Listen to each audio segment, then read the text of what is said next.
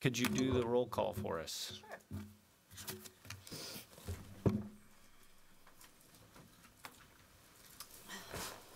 Charles Alexander, Present. Juan Armenta, Present. Jennifer Carlquist, Present. Sonia Early, Present. Isabel Costa, Present. Jed Grant, Present. Xavier Martinez, Present. Robert Sachs, Present. Mary Valencia. Present. Okay, looks like we have everybody, so definitely a quorum. The first item on the agenda is the approval of the minutes, but before we do that, I would like to inform any members of the public that we can't discuss or take action on any matter raised during this meeting that's not included on the agenda, except to decide whether or not to place the matter on the agenda for a future meeting. And also ask members of the public if they are here, it's not required, but if they're going to make comments, if they wouldn't mind signing in the back so that we could accurately record their name if they don't mind, but not required. So a motion to approve the minutes. I do have one correction. I noted on line 278, my name is misspelled. That's the only correction I saw that needed to be made. Line 260 should be Mr., and line 288 should be Mr. It says Miss, MS, Sack, and Mrs. Sack. Okay. 260 and 260 what? 260 and 288. Yeah.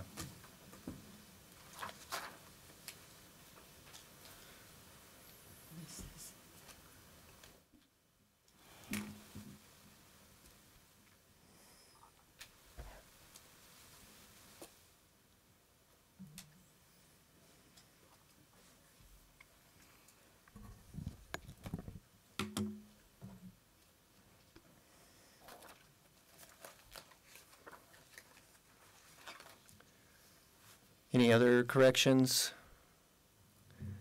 Motion to approve? I make a motion to approve. Like second. Approve with corrections? Is that correct, Bob? Yes. Okay. And second, Second. Sonia? Great. Julie, could you call the roll? Charles Alexander, Aye. Juan Armenta, Aye. Jennifer Carlquist. Aye.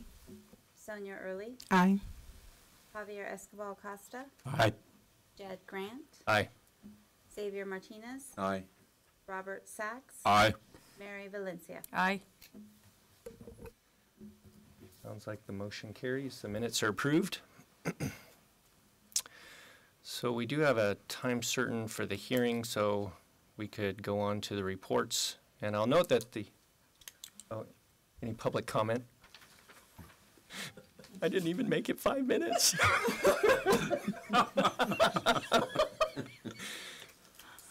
Seeing no public comment. Great. Okay. Now we can go. Now we can go on. Thank you, Christy. That probably won't be the last time you say that today. I'm sure. Yeah. So the reports are in the packet. I want to make sure that the public knows that there are copies of everything in the packet and encourage them to refer to that. I will go first with the President's report. So I wanted to report that Governor Brown graciously invited several of us to his farewell meeting, and Mr. Sachs and Mr. Martinez and I attended that, which was a very nice event. The governor made some very entertaining comments. We had a chance to sort of visit with lots of other people that he appointed or worked with during his tenure. So I appreciate the invitation and welcome opportunity we had to spend there. Do you guys have any comments? We did take some nice pictures. They were nice. No comment. Okay. I have a comment. Okay. Some of us have more aggressive in getting Yeah. photos than others. Yeah. Yeah, we couldn't keep up with Bob. He was like pretty fast. We turned around, he was gone. Xavier and I are like, where'd Bob go? So the next thing I wanted to talk about was that there are some updates on our website regarding some recent changes in the law. So the first one has to do with the requirement from the pharmacy, or the legal requirement to have numbered prescription pads. And so some patients, the members of the public and licensees may be aware that there was no transition time for when that law came into effect. So some people have had trouble filling prescriptions for controlled substances because many people didn't have those numbered pads. So there's information on the website for the public and licensees about a fix for that. And so I would encourage folks to look at that. And then also for our licensees, although it went into effect in October, we want to make sure that they're aware that they're required to check cures when prescribing opiate pain medications or controlled substances. And there's an information graphic on our website about that for licensees so that they understand both the reason and implementation and the requirements of the law to check cures, again, encouraging safe prescribing of opiates to the public. Any comments from the board? Public comment? Okay. So next would be the executive officer's report. Good morning, everybody. For my report, I'm going to give you a brief update on staffing and our potential move. I'm very pleased to say that with the assistance from DCA Budgets, we now have the approval for our licensing technician to go full-time as of July 1, and we also have the authority to hire 2 new positions. One's going to be an office tech, and the other one will be a analyst for a probation monitor. We have secured new space here in the building. It's double the size of what we currently have, and we hope to be moving into that space around the first part of the new fiscal year. Any questions? Yes, where is the space? It is upstairs, and it's tucked back in the corner. It has a full bay of windows, so we are no longer in a closet. Nice. So we're very, very excited. Excellent.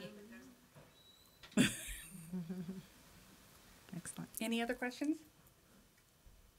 That's the end of my report. Any public comment? Okay, good.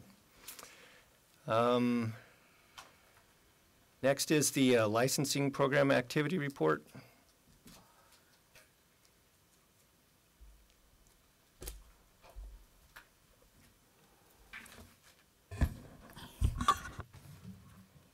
Good morning, everyone. Currently, we have 12,691 licensees, and that was as of January 8th. Last year, I ran an extra report this time to give you a calendar year count. So between January 1 and December 31st of 2018, we received 1,341 applications and issued 1,162 licenses. And we renewed 5,581 licensees during the calendar year.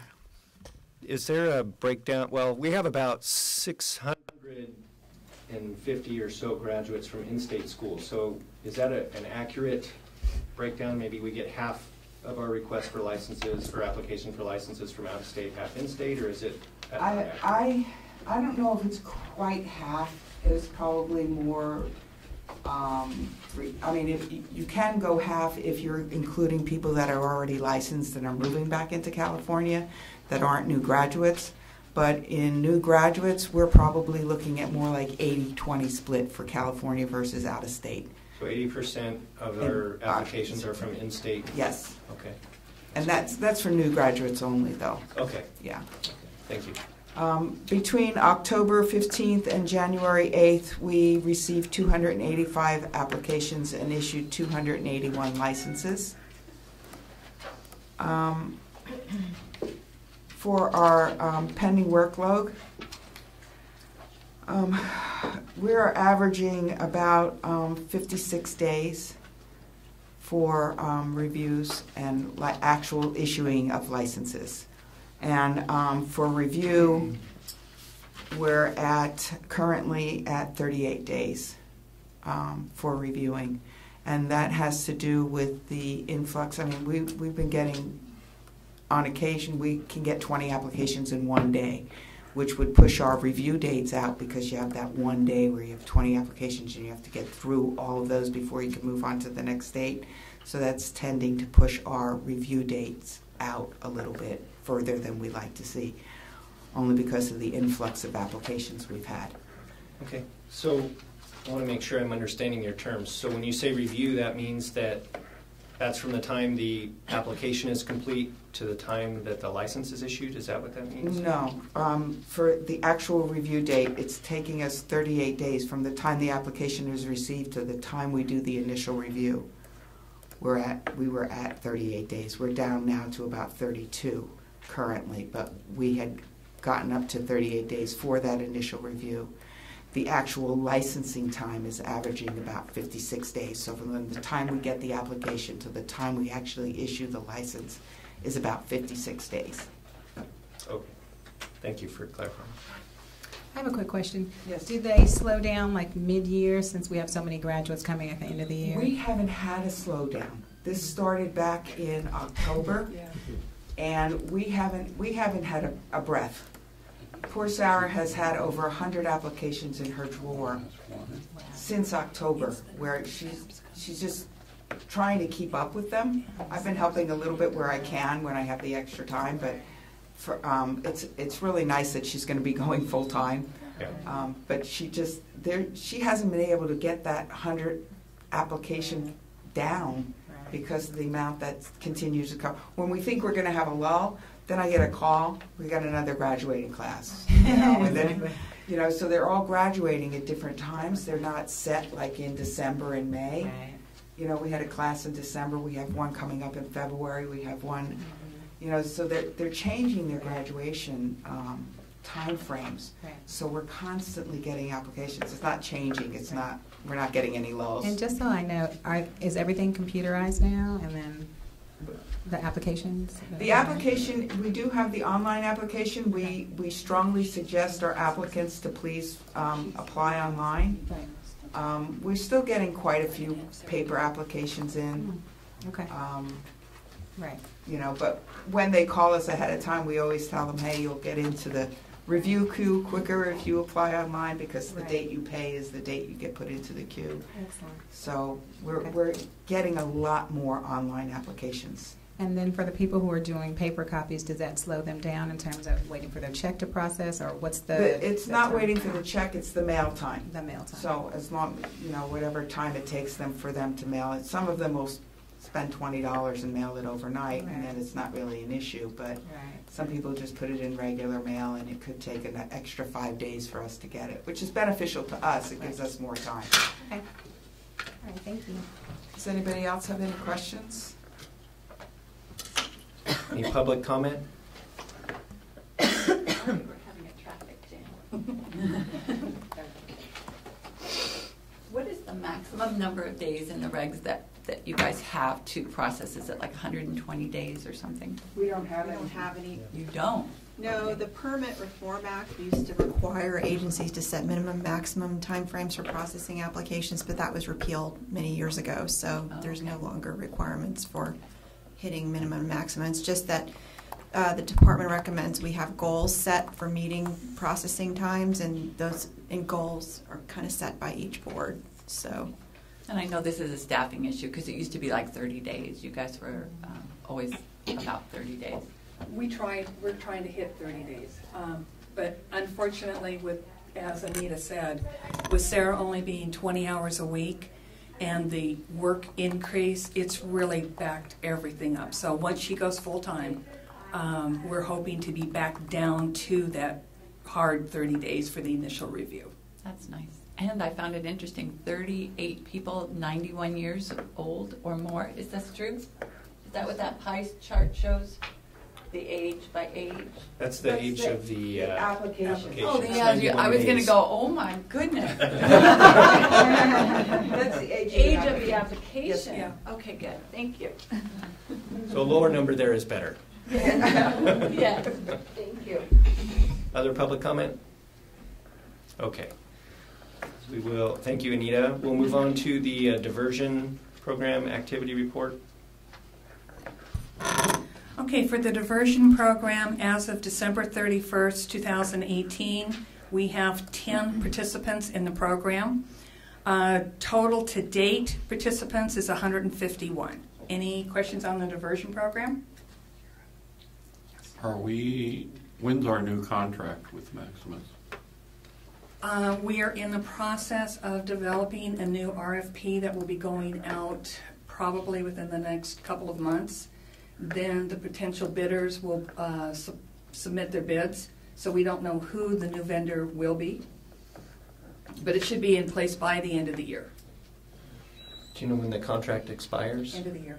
End of this End of calendar year? Yes, Calendar year. calendar year. Are there any other entities potentially going to bid?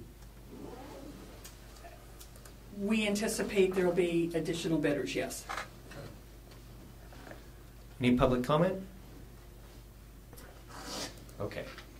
Thank you, Lynn. We'll move on to the enforcement program activity report. Rosanna?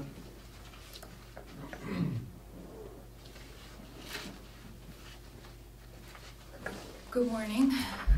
Good morning. As of October 1st, 2018 to December 31st, 2018, we received 98 complaints. 102 were assigned to desk analyst and 6 are pending at intake. Complaints and investigations, we have 18 complaints referred for investigation, 75 complaints and investigations closed, 131 complaints pending at desk analyst, 93 investigations pending at field. We have 362 average age of pending investigations. 41 investigations are over 8 months old. We've initiated 5 cases to the AG's office. There's 33 pending in the AG's office, and average age of pending cases is 465. We filed 9 accusations. 0 applications were denied. We placed 2 licensees on probation. We issued one public reproval. 2 licensees surrendered their license. We issued 1 probationary license to an applicant. We currently have 61 active probationers. 5 are tolling. Previous quarter from July 1st, 2018 to September 30th, 2018, we have 3 citations pending. Fines due from those citations is $1,500. From October 1st, 2018 to December 30th, 2018, we resolved, closed 1 citation. Fines received from the closure was $1,000.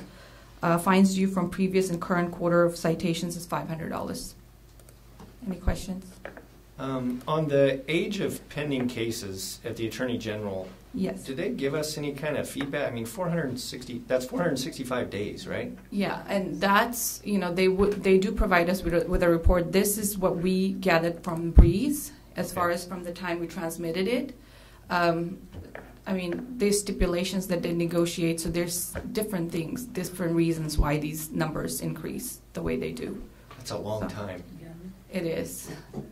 I have to tell you, as the one litigator on this board, I don't think that it is. Yeah, it's just... When you begin the negotiation process with private counsel, I'm not surprised by that number at all. Our main goal is as far as the accusations filed and we preserve the statute, the stipulation could, there's no, if Christy would chime in on that part, is there a time frame where the the settlement part? No, you don't have a statute. You don't have a statute of limitations. Accusation. As soon as we file it, we just want to preserve that, and then the whole settlement happens, and that's where it's pending at the AG's office at that point. Yeah, so. Mr. President, I should also point out that a lot of times I think these things, because there's an incentive for the licensee to draw it out and maintain their license until we establish what is going to happen, there's an incentive to delay it. So I should add that caveat to my remarks. That's why I'm not surprised at the length of this. Okay. I have another question, sorry. For the age of pending investigations is almost a year, 3 days shy of a year. Do we know why that's so long? It's just the complexity of cases, you know. And then, like I said, we always monitor it because there's a statute that we have to follow. So it's 3 years from, 7 years from the date of incident, or 3 years from when the complaint was filed. So we have to follow that timeline, and that's when we get in contact with the field office and tell them what is going on with the case. If we're going to file an accusation, it has to be transmitted to the AG's office. But once the accusation is filed, the clock sort of stops on Yes. that, right? Mm-hmm. Okay. Last question from me, sorry. Okay, no worries. How come there's 102 assigned and only 98 received? Were there some pending last time? Is that? Yes, it's okay. Okay. May include cases received in previous quarters. That's what I thought. Yeah. Okay, just making sure. Okay. Other questions from the board? Yeah, on the current probationers, Yes. we have 5 tolling. Do we keep track of how long they've been tolling? So in our old decisions, we used to have that if you toll more than 2 years, your license is canceled. But with the new language, we can't, I mean, it doesn't have that language in there. Now we have to transmit it to the AG's office. So after the 2-year mark, we transmit it to the AG's office to file a petition to revoke probation. So it's the whole cycle again, where we file that, then if they want to stip or whatever the outcome may be. So There are a couple of people tolling that don't have that clause in it, so they could be tolling for 10 years. Okay, thank you. Okay. Any more questions? Are you going to cover your categories as well? I love this report, that's why I'm asking. The one with all the colors? The colors? Yeah, very colorful. My favorite one.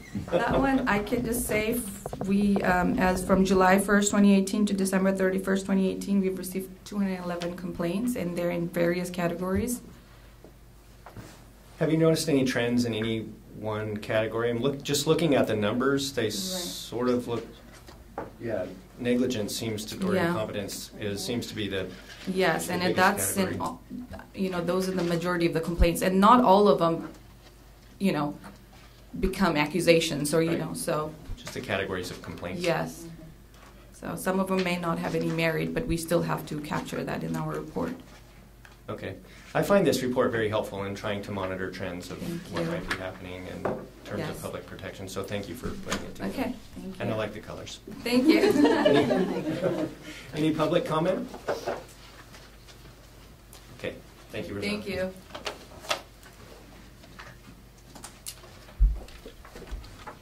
Flip this back the right way. So, thank you. Since we have 7 minutes before our time certain activity for the regulatory hearing, if it's okay, I think we'll take a very brief break, if that's okay. And then we'll start our time certain hearing at 9. Is that okay? Yeah. Okay.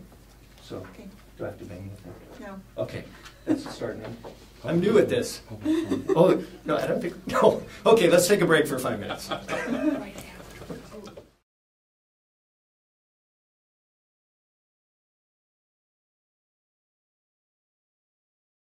Is back from our break, and now we have time certain for a regulation hearing to discuss the amendment to section 1399.617. My name is Jed Grant. I'm the president of the Physician Assistant Board, and I will be presiding over this hearing. Today's date is January 28th, 2019, and this hearing is beginning at approximately 9 a.m. This is the time and place set for the Physician Assistant Board to conduct a public hearing on the proposed regulatory changes to section 1399.617 of Title 16 of the California Code of Regulations as described in the notice published in the California Regulatory Notice on November 30th, 2018. Will the Secretary please call the roll to establish for the record that a quorum of the Board is present?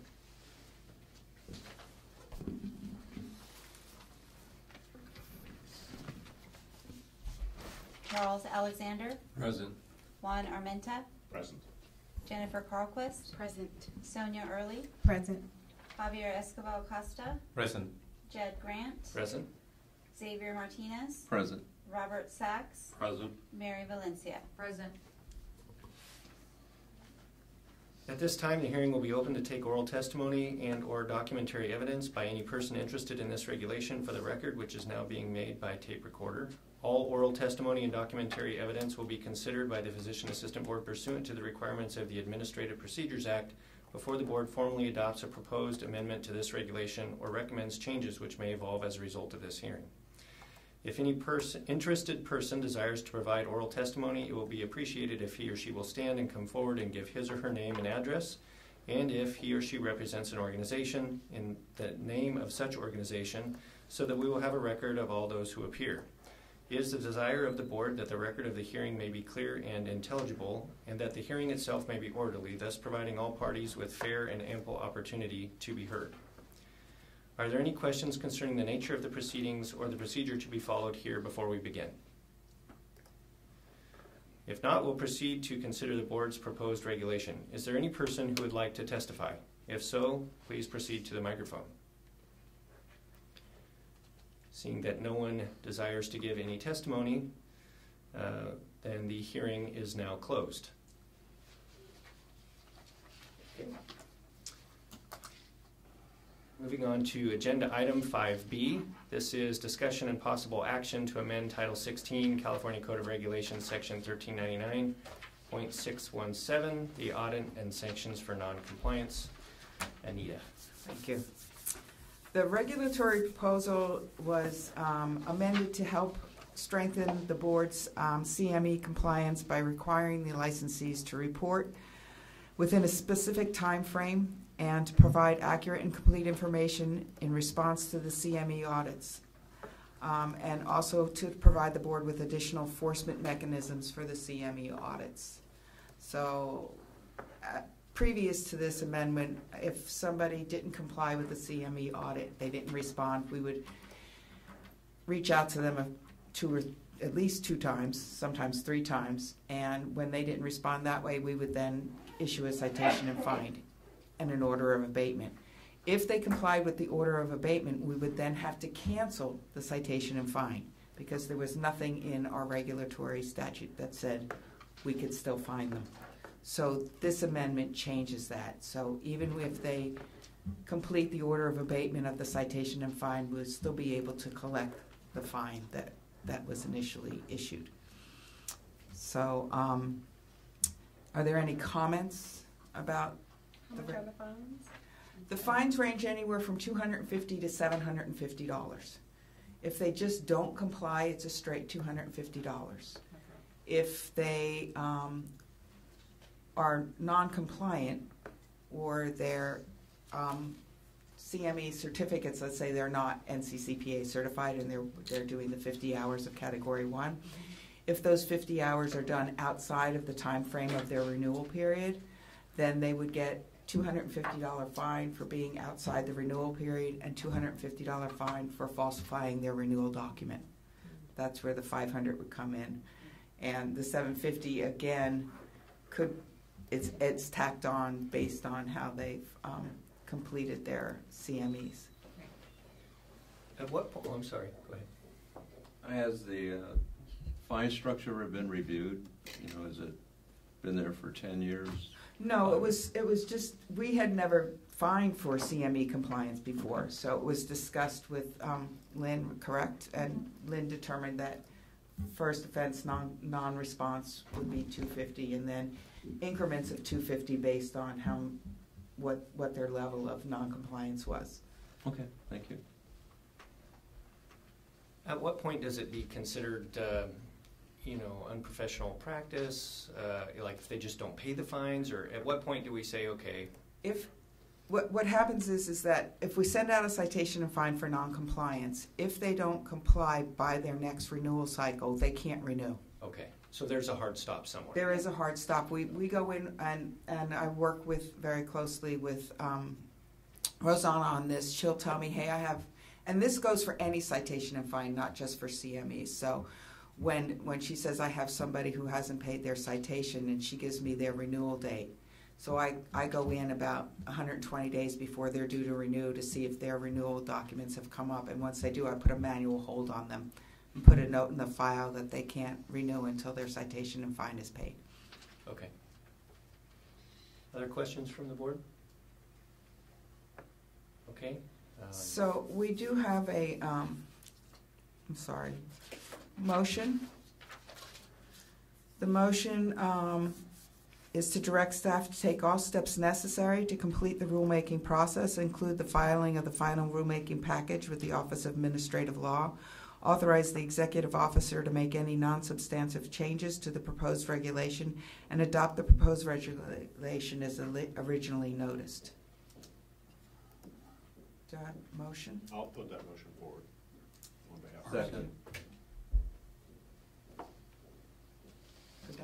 Okay. Any other questions? Further discussion? Okay. Want to call the roll, Julie? Charles Alexander, Aye.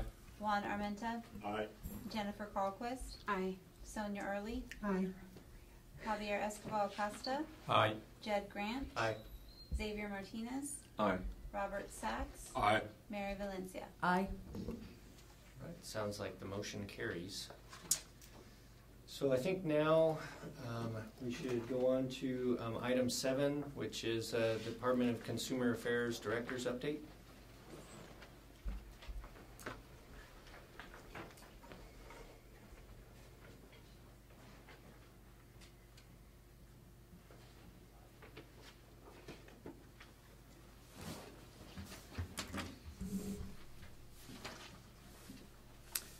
Good morning. President Grant, Executive Officer Forsyth, members of the board. Thank you so much for providing an opportunity for the department to provide an update to your board. For the purposes of the minute and the record, my name is Patrick Clay. I'm the Assistant Deputy Director for Board and Bureau Services at the Department of Consumer Affairs. It's good to see you all in beautiful Sacramento. Got a short update for you today, starting with some highlights for the department for 2018. And I thought I'd share a couple figures and activities about what the department has accomplished for 2018.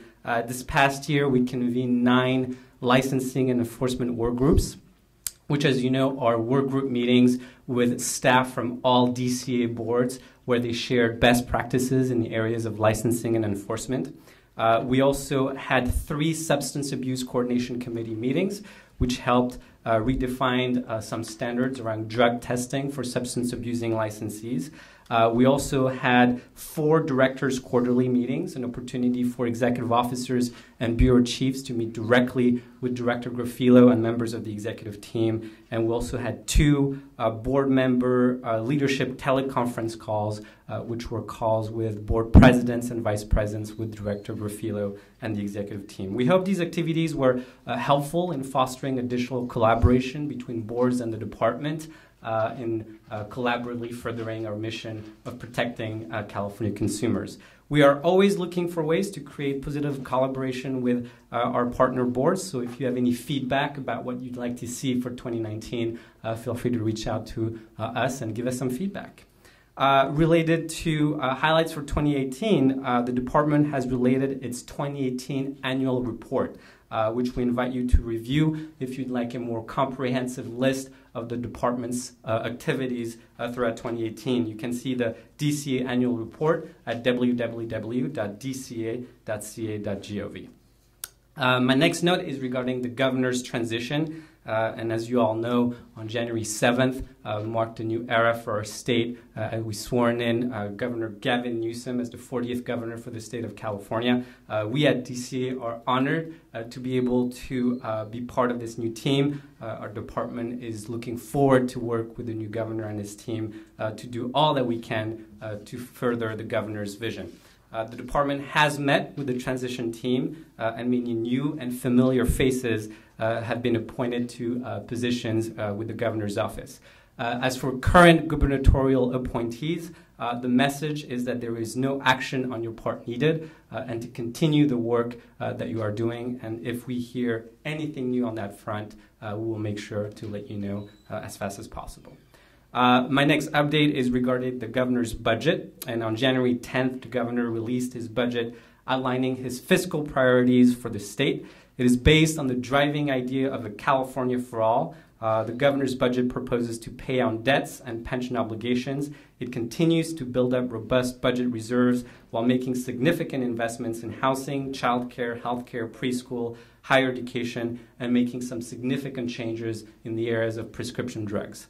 On the day that the budget was released, the department held a teleconference call with board leadership to discuss the governor's 1920 proposed budget and to review proposals within the budget specific to the department. Our fiscal operations and budget team will follow up with each program, including the Physician Assistant Board, in the coming weeks to discuss individual budget impacts to our individual boards and bureaus. And my next final update is regarding mandatory sexual harassment prevention training.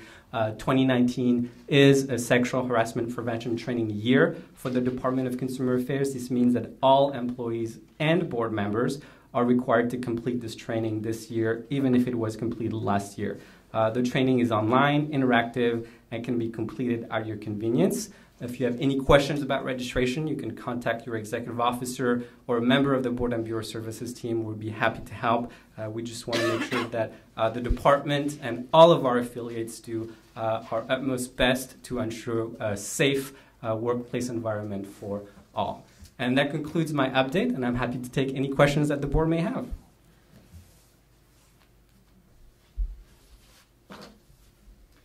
Great. Looks like nobody had. That was comprehensive. Thank you, Patrick. Thank you very much for having me. Thank you.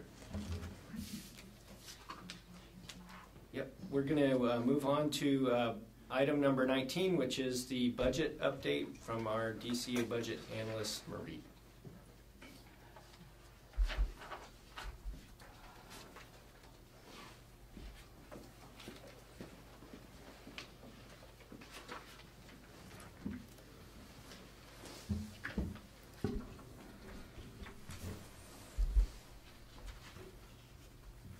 Good morning. My name is Marie Reyes. I'm your assigned budget analyst. Next to me is my manager, Mark Ito. Today we will be discussing your budget, the budget summary, fund condition, and the projected expenditure for 18-19. Let's start with the budget summary. This is just an outline of what the budget will be for it starts with 18-19 and what's proposed for 19-20, which is the governor's proposed. Well, it's now a governor's budget. For 18-19, we started on the governor's budget last January 10, 2018 at 1.795. There was a change book adjustment and a spring finance letter of minus 1,000, so the budget on the Budget Act, it was signed at 1.794. There were some adjustments that were made, baseline adjustments that included employee compensation, retirement, the other post-employee benefits, resulting in a 1.821 budget for fiscal year 18-19. For 19-20, there were some adjustments that were made, as Lynn has previously indicated. The positions, the budget change proposal, we received approval for that, and so that resulted in an increase in budget, which you're going to see here on the breakdown. For 19-20, the proposed budget is at 2.133, and it will result in an increase of 2.5 personnel increase from 4.5 to 7.0. Any questions in the budget summary?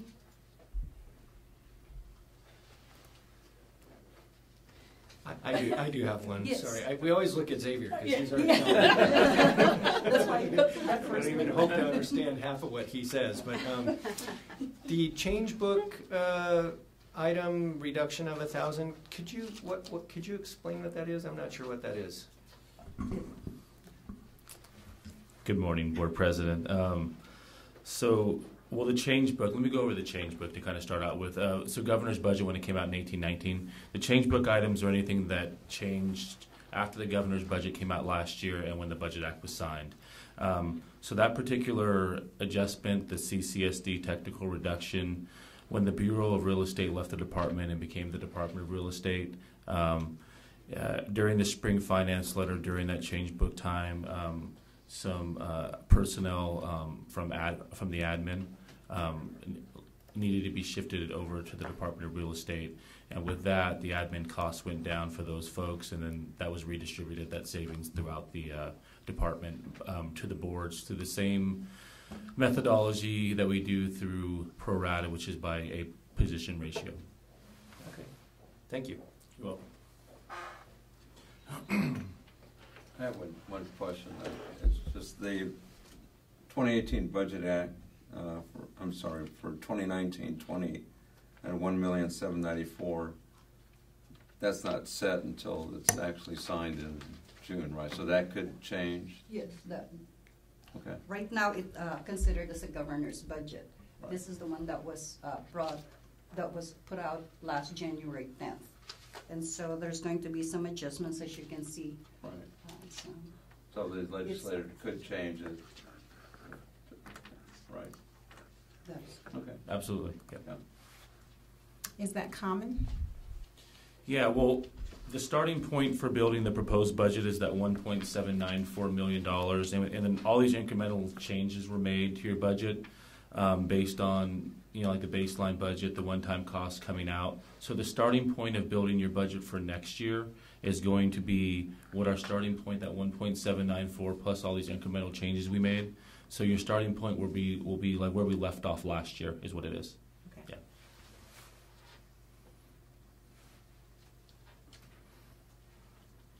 Other questions? One more. The staff augmentation 233, are we set on that, or could that be changed in June? That is set at this point. Those were part of the Jan 10 release of the budget. There still has to be the meetings with the legislature. Things could change between now and then, but this is what we anticipate it being with the 2.5 increase in your staffing and those dollar figures in there. One other thing I'd like to kind of bring up is your pro rata cost did go up, and I think that is primarily due to the increase in the positions, because pro rata is done on a position ratio. Since you have more positions, you have a bigger piece of the pie, so more costs are going to be spread. So, thank you. You will. I have a question that may tie into what we're going to discuss later, and I don't know if this is an appropriate time to ask the question, but when we have ongoing litigation, do we pay for the DAG costs of defending that litigation out of our budget? Yes. Okay, so that's computed into the projection into that budget. All right, very good, thank you. Okay. Next on the, I'm sorry, any other questions? Nope. Okay. The fund condition. Let me start with the board is doing really good. You guys are structurally balanced, which means that you're bringing in more money than what you're spending.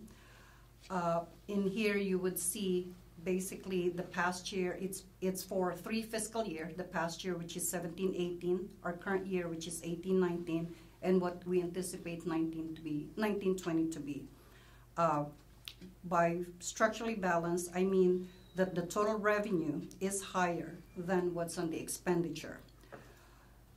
Let me see. You would notice also on 19-20, Mr. Sachs, that there's the general fund loan of $1.5 million.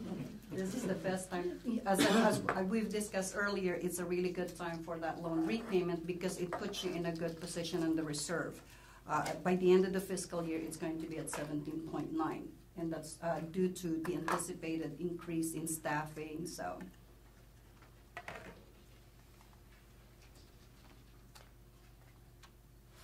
Any questions? I don't have a question, but since you're reporting before my report, I think you went at the meeting. You said that $1.5 million would be paid at the end of the fiscal year, correct?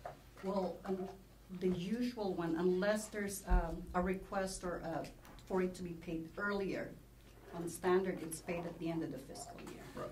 Okay. Thank you. And the board's in a good position. It's not like it's going to be negative in 18-19 or sooner for us to be requesting that early. So. I have a question. At the end of the fiscal year, when we get that, will there also be interest included in that? Yes, sir. That's calculated based on. Yeah, that's calculated based on when that loan was taken from you, which I think was 2002, I believe. We can go back and do that, but it's based on the interest rate when the loan was taken, and then there's interest that's been accumulating ever since the loan was taken. So there is going to be a significant amount of interest going back into your fund in 1920 as well.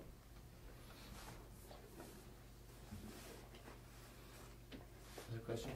I think, Bob, you've asked about that every meeting. I didn't want it to be forgotten. It's great to and see. Actually, And it was that's the Governor reason Brown why- who That's the reason why I borrowed the started money, with Bob. so it was his third term. Well, it's nice to see that reimbursement there, and I'm glad it comes at a good time for us when we're going through a time of expansion, and Yes. the timing is great. Lynn and I had a conversation on that one because she had that concern, and I told her, honestly, this is actually the best time because you're growing, you're moving to a bigger place. Other comments, questions? And this is for Xavier. The expenditure report on the last page. Basically, we did it a little differently this year. I provided with a 3-year history, so you can see so because of fiscal, we've provided a 3-year for the projection purposes. I wanted to make sure that each and every projection that we create would be in line with what we're anticipating for you to be spending. The first part, the personnel services, that was based on the actual roster on what the current salary is. So, and then for the operating and expense equipment, for a lot of those are based on a 3-year projection of what's been spent at the end of the fiscal year.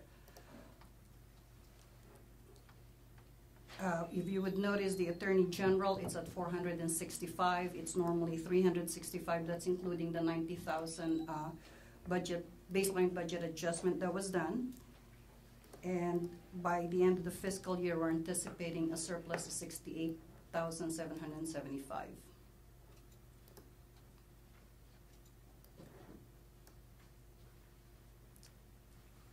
Any questions? I don't have any questions. I have comments based on our meeting, which I want to thank you. It was an excellent meeting. I'm glad I attended. I learned a lot. I don't know if you're going to be here when I give my report, but basically you just gave my report.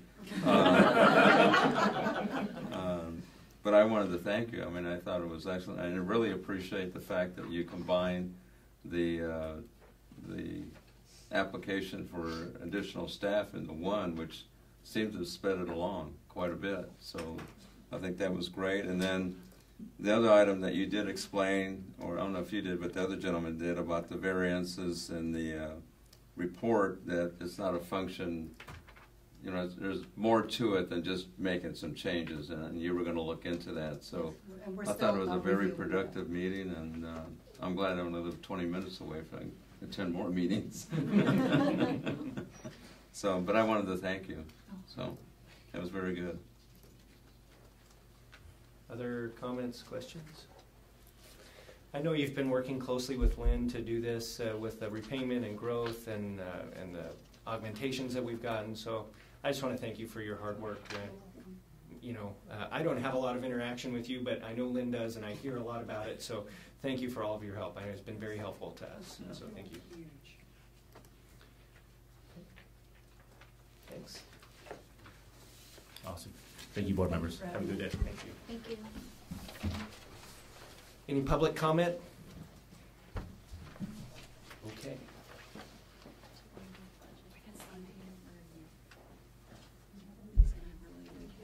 Yeah, we can go on to item 10. Xavier, if you want to give your report now? That's pretty good. I You thought get somebody you to do were it going for to have you. me give my report, and I was going to say, all this will be discussed under item 19. Oh, sorry.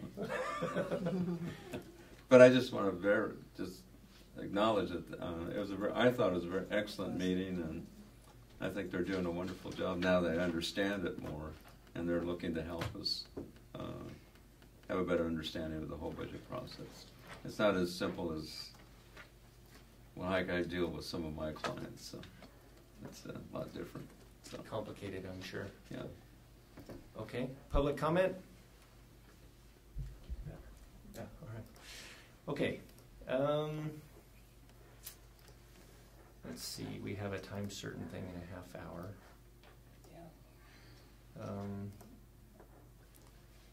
Do we want to go to item 8? Yeah, that'd be sure. Okay, great. Unfortunately, I left my notes sitting on my desk, so I'm kind of winging this one. Jed and Rosanna and I met with the head of the legislative unit, as well as Ryan, who is our analyst for the ledge unit. We had a brief discussion on increasing, or what it's going to take us to get a fee increase, the various steps that we need for legislation. As most of you know, when the board was created, the initial application fee is $25. It has never been increased. So we did a desk audit, and we're right around about $60 to process it out.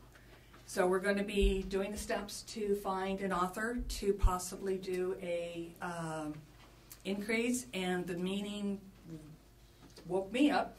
I have never in my life had to do legislation, and the information that came out of that meeting was phenomenal.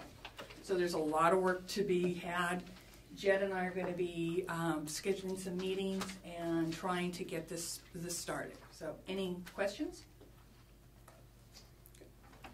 I do, sorry. Oh, okay, Christy. Sorry. So I remember the prior motion was to authorize the staff to seek a legislative amendment to give you a range of fees that you could charge. You know, you could set the fee by regulation. But right now, I think it's $57 to $250. So would the board be interested in, maybe, since you indicated that now it's $60? Because remember, the desk audit was done 3 years ago, and it was $57. Now it's $60, according to your staff's research. So perhaps change the floor to $60 to $250 instead of $57 to $250, because otherwise you're going to immediately, if the legislation went through with that range, you would have to do a regulation to implement that fee change, because it's not costing $57 to process these apps anymore at $60. Well, how about if we do a new desk audit? Yeah, Because so it is so old. Let's okay. get some accurate figures. So would the board be interested in perhaps delegating authority to the executive officer to change the floor number from $57 if the desk audit shows that the actual cost of processing the application is greater than $57? Yeah. So do we make a motion? Yes, please. So need a motion to ask the executive officer to conduct a new desk audit and set the floor of the fee increase at whatever that desk audit shows. I make a motion. I'll second. Should we call the roll? Yes. Public comment. Oh, sorry, public comment? I'll get that down. 17 more years, you can have it. Yeah, we got big signs everywhere. It's still not working.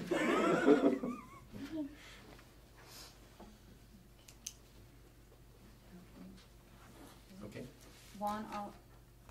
Charles Alexander. Aye. Juan Armenta. Aye. Jennifer Carquist. Aye. Sonia Early. Aye. Javier Escobar Acosta. Aye. Jed Grant. Aye. Xavier Martinez. Aye. Robert Sachs. Aye. Mary Valencia. Aye. All right, sounds like the motion carries. So is that something we put on our next agenda for continued? How long will it take you to do the desk audit? Do you need more than the next? 6 months. Okay. To get a good count, yes. Yeah. That's, Okay, 6 months. So we'll probably be talking about this in August. Yeah. Okay. Okay. Good. All right. So next, item 9. So that's me. So one of the things that we talked about in our when we came up with our last strategic plan was to explore the feasibility of becoming a fully independent board. I just want to clarify that when we're talking about this, this is not seeking independent practice at all for PAs.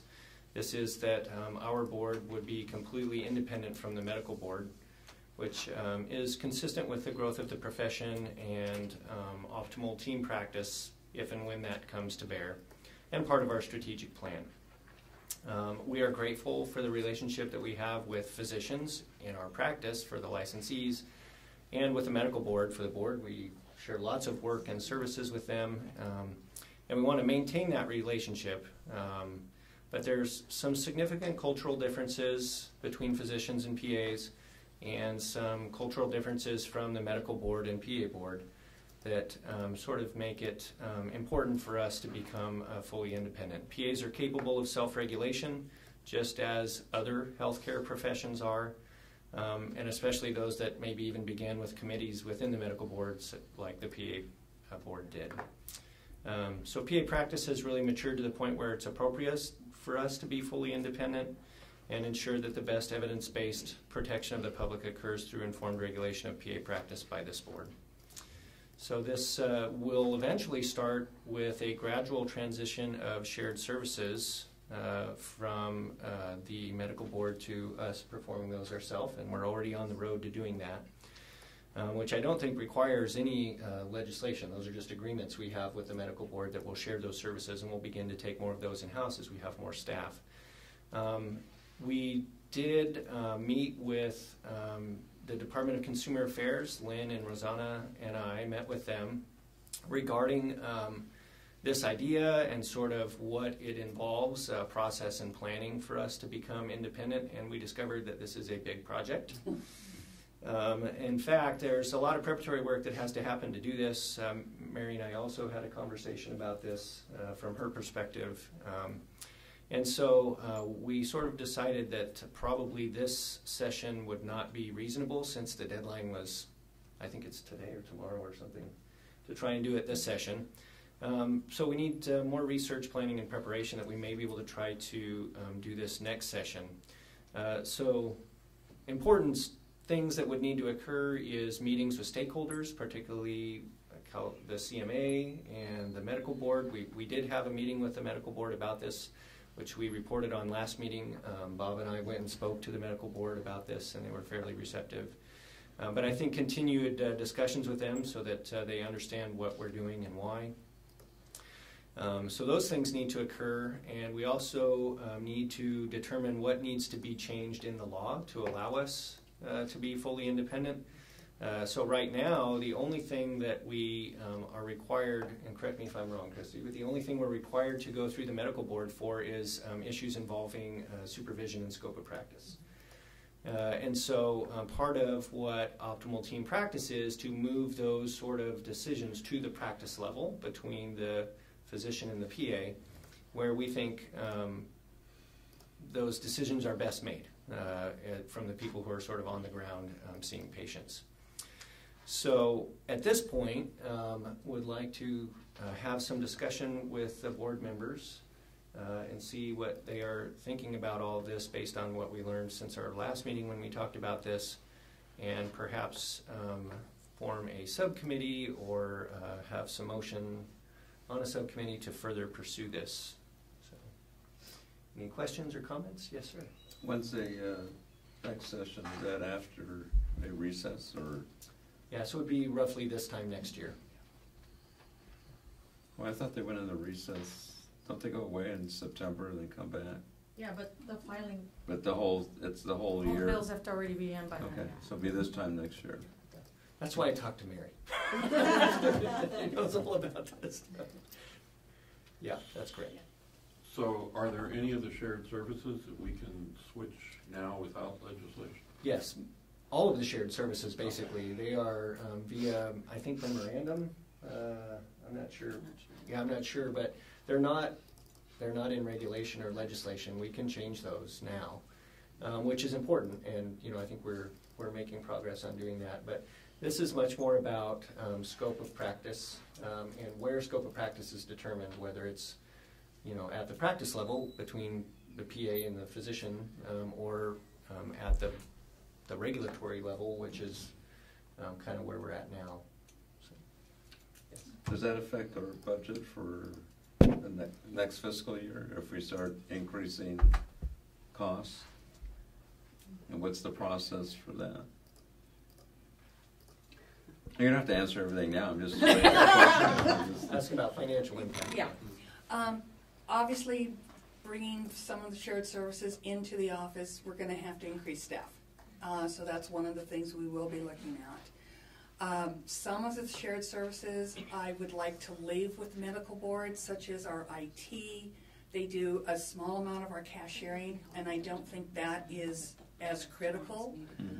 The critical areas for us are the complaints and the disciplinary coordination unit.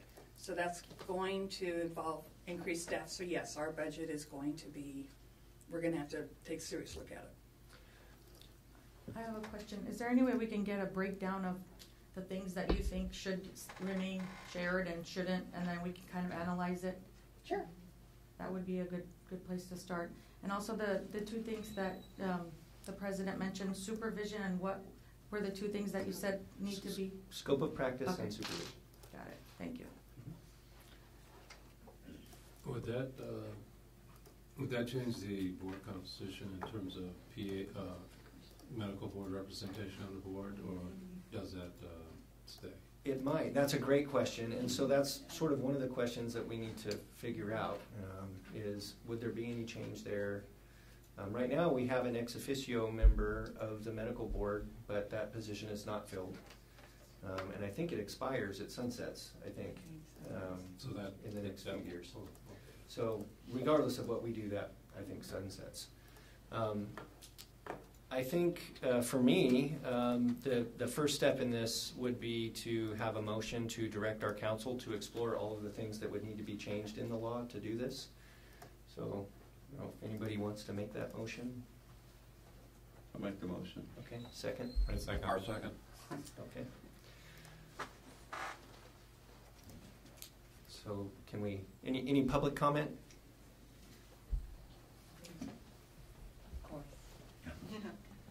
Are you appointing an ad hoc committee? Did I hear that? That will likely be the next motion. Okay, Yes. so in that, CAPA is not aware of any other board that's structured like this. The nurses regulate themselves, the OT. So I would love, maybe our research hasn't turned up any other boards or committees that have this weird relationship with another. So that would be something to find out as well. Well, I think I talked about that at our last meeting. The dental board and the dental hygienists have that structure, where the scope of practice for the hygienist is set by the dental board, even though they're separate. And I mean, a lot of our healing arts boards came from the medical board. The dentists came from the medical board. The osteopaths came from the medical board. Podiatry, all these boards that you think, oh, they're independent, they came out of, no, they all came from the medical board. But they came out and then became their own. Right, they were committees of the medical board and they were moved into their own independent body. So there is precedent for this. Good. And so I will be looking certainly at that if this motion carries. And how they moved out on their own and became Correct. their I mean, own. hygiene is the most recent one that did it, but they hadn't completely separated yet.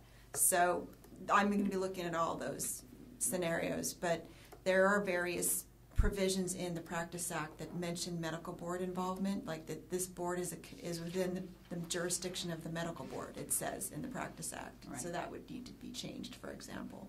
And then composition, we would have to look at what you want to do from a policy perspective, because I know there's been various discussions here about what you think the composition should look like going forward. So these are all things, I mean, I'll just highlight and then you'll have to decide what you'd want to propose in the way of legislation. I like there's lots of precedent for having been there and Yes. grown up and moved and, Correct. and gone on. So that's good. This is exciting. Thank you. Further public comment? Great. Could we have further discussion from the board? Can we call the roll? Charles Alexander, Aye. Juan Armenta, Aye. Jennifer Carlquist, Aye. Sonia Early, Aye. Javier Escobar Acosta, Aye. Jed Grant, Aye. Xavier Martinez, Aye. Robert Sachs, Aye. Mary Valencia. Aye. So the motion carries. Next, I think it would be helpful to have a subcommittee that could work on this and report back to the rest of the board, and that would have some authority to work with Christy on this to get clarification if it's needed. And so if we need to limit it to two. Right, limit it to 2 people. If we could maybe have a motion to create that subcommittee for. Make a motion to create a subcommittee. Okay. Public comment? You didn't even have to warn me that time. I know in the past, or I think in the past, there's been someone outside of the board that's able to serve on these kinds of committees. Is that possible to have another interested party outside of the board on that committee? Well, I mean, it's up to the president to decide who serves on this subcommittee, but it doesn't have to be a board member, but it can only be 2 people, human beings. Oh. Can't be more than 2 people. Because if it's more than 2 people, then you have to notice it as a public meeting. Okay. Committees of 3 of any board have to be held in public, those meetings. Those discussions have to be held in public. But if it's 2, the only requirement is that you report back to the board. The board decides what to do with that committee's information and report. We could, if we wanted, compose the committee of 1 person from the board and 1 member of the public if we wanted. You could, yes. I like that idea. You like that idea? Oh, yeah. Okay.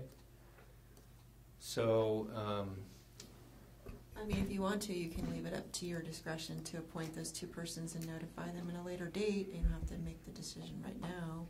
Or if you want to, you can make it right now. If you want, who you want to appoint to those committees. But it's the president's job. Okay. Feel the power.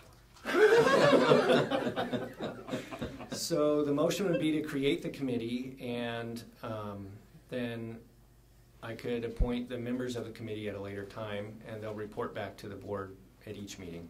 Mm-hmm. Is that correct? So, Do you want to put that in the motion? Or? Yeah, so amend the motion to say that? Yes. Okay, second? Yes. Okay. Public comment? Okay.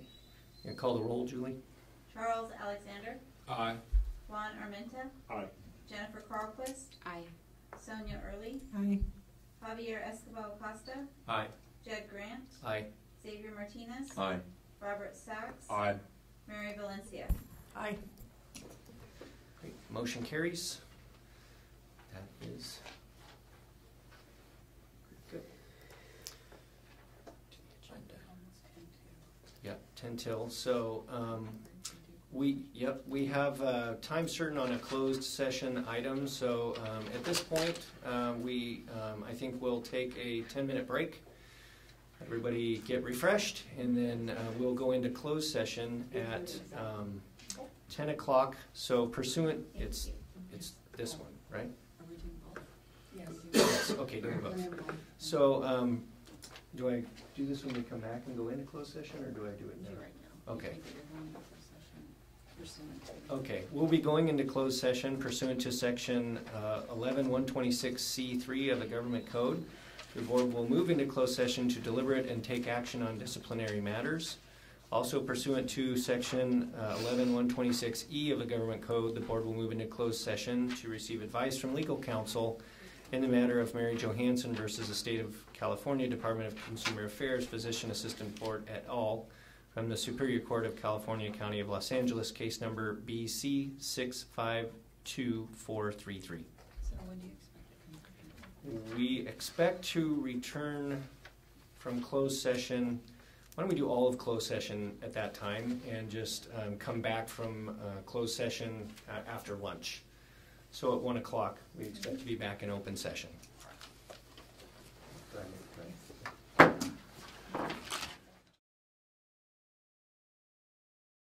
Physician Assistant Board is reconvening. The next item on the agenda is a report on Medical Board of California activities from Kim Kirchmeier.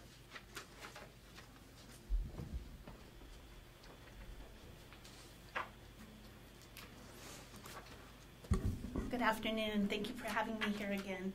I think it'll be a brief update today because we haven't had a meeting since our last meeting that I met with you all, but I'll give you a little bit of what's coming up. Our meeting is actually Thursday and Friday of this week, so I'll give you a little bit of an update on that. But as I stated at the last board meeting, we're still doing a lot of outreach on the CARES changes, the mandatory use. We did do a FAQ that's out on our website that's been really helpful, but I've actually been going out to a lot of the physician organizations and giving them basically an overview of what's the requirements, what the exemptions are. And so during some of that, I have actually had some physician assistants in the room as well, because usually they have all of their providers there, and so that's been kind of nice that I am reaching out to them. If I get any questions, though, from them, I do let them know that they really need to go to the PA board to ask the questions and kind of ask ahead of time to say, I'm speaking on behalf of the medical board for allopathic physicians. You might need to go to your licensing board to ask any other questions. But that's been really helpful, and it's been interesting. Sometimes I go in the room and some individuals don't even know what CARES is even still, and so it's actually quite eye-opening as I go out and do these presentations. So happy to do them, but it's been interesting. The other thing that for outreach we've done is we also did an FAQ out on our website on AB 2760. That's regarding the requirement now for naloxone to be offered. And so we did do an FAQ, and that's another thing that we're getting out to individuals because that is a significant change. And I think that there will be legislation to do some cleanup on that. Because there are a lot of unintended consequences in that bill that I think a lot of individuals didn't look at during the process. And then we also did a joint letter with the Board of Pharmacy and the Department of Justice that hopefully Ms. Forsyth, I think, has used as well to get out information on the whole issue with the change in the prescription pads and that unique serialized number. And obviously you probably know that there's the piece of legislation now that's looking to give a transition period for that. And so we're real hopeful that that legislation will go through. We're taking that bill to our board this week, and we're obviously recommending a support position on that to try to eliminate those unintended consequences from that bill as well, with that lack of a transition period for the patients and the providers. So those are some of the things that are meeting this week. One thing we're going to be discussing is impairment questions on our application. I think we ask about 5 questions. We're going to probably take that down to about 2 questions. I actually looked at your application. You guys do a really good job on your application of paring down the time frame into its only current issues with that individual. Ours is very broad, so if they had an issue in high school, for example, they would have to report that to the medical board, and so we don't want that. The Federation of State Medical Boards actually put out a policy, and so we want to make sure that we change our application to be more in line with really that policy, and then just, we want to make sure that we're looking at impairment at the current time that they're getting licensed. So those are some changes that we're making. That's going to be at our board meeting. Then another thing that's for the board is on Friday after our board meeting, we're actually going to be holding a patient advocate interested parties meeting. And we're really going to be looking to individuals, hearing from things about the board and processes, just to make the board more effective in meeting its mission of consumer protection. So it's the first time we've actually opened it up broadly and had it, we've actually published it, and we're going to have individuals there. And we've also opened up a telephone line to hear from individuals, consumers and advocates about, the board and just communication and ways we can improve. And so that'll be a big meeting for the medical board. Our enforcement unit, we've been working hard on the transition without vertical enforcement. And so we're working, we still have a few cases that we're going to be doing like a joint investigation, but for the most part, all of those cases now will just be worked by the Health Quality Investigation Unit at DCA. And our licensing unit, as I think I reported before, we're getting ready for the change in postgraduate training requirements. So those of you that have asked questions in the past, I want to let you know that we're working on our new applications and procedures on that, but we're also going to be doing webinars from February all the way through July, so one each month. So if you have questions on that and you want to know any information about that, feel free to reach out to us and we can get you in on that webinar during one of those months. We also did a podcast that's on our website specifically about the changes with postgraduate training, and so if you have anybody that asks you questions, you can refer them there to our website as well. And then the final thing pertaining specifically to the PA board is I did want to let you know that that regulation package with the changes to the supervision of physician assistants, it is pending at DCA, and I think that it's moved up. I think I've heard it has moved up for another level of review, and so we're hopeful that that will be released so we can go ahead and schedule that hearing as soon as we get the final say. I know it hasn't gone to, I don't believe it has gone to agency yet, but it is still going through that review process. As soon as we get it done, we'll get it set. And with that, that concludes my report, unless there's any questions. I have a question. What was the bill number on the cleanup bill you said? Or the serial number on the pads? I think it's AB 149, I believe is the bill. Thank you. Yeah. And we actually have the language. I think the language is actually out now. In our report, we actually put the draft language that was in there, and you can find that on our website. Yeah. Great. All right. Thanks, Kim. Thank you very you. much. Thank you, Kim. Is there any public comment on the medical board's report? Next on the agenda is an update regarding optimal team practice for me. So the minutes had a pretty good summary of optimal team practice, and there's not a whole lot to update from us other than the board moving towards becoming independent. But again, want to clarify that OTP is not independent practice, but it is an update of the PA Practice Act to reflect how medicine is practiced now rather than the 1970s when the PA Practice Act came into effect. There's supervision, so some components of OTP are that supervision is not tied to one specific physician, and that supervision requirements are determined at the practice level. There's an independent PA board and direct reimbursement to PAs. Those are sort of the main focus of OTP, which again is not independent practice, always associated with a physician and supervised by a physician. The reason for this is to strengthen healthcare teams and reduce administrative burdens and allow decisions about scope to be made at the practice level rather than at the legislative level. And the intent of that is to increase access to care and make it easier for PAs to volunteer, be used more flexibly to practice to the full extent of their license, and ultimately to lower healthcare costs. In California, this requires some legislation to change the PA Practice Act. I'm sure we'll have some public comment on that. And the PA board is, we today voted to have a subcommittee to work on progress towards becoming independent from the medical board. And I think the professional organization, CAPA, is working on other parts of the legislation. And the time frame of that is in the next year to 3, I think, is ballpark when that will happen. Any discussion from the board members about any of that? I just want to keep it on the agenda and keep it open. Any public comment? You called it. The time frame is not 1 to 3. On February 22nd, we're going to have a bill, and we're going to pass that bill the first year that it's in session. Okay. And we're going to look for support from you guys. It is not independent practice. We're looking to practice in teams with physicians. I understand the NPs are introducing independent practice again this year. I think Senator Wood is carrying that. We don't want to do that. That's never been the model. It's not in the PA's DNA to be independent. You want to practice with physicians.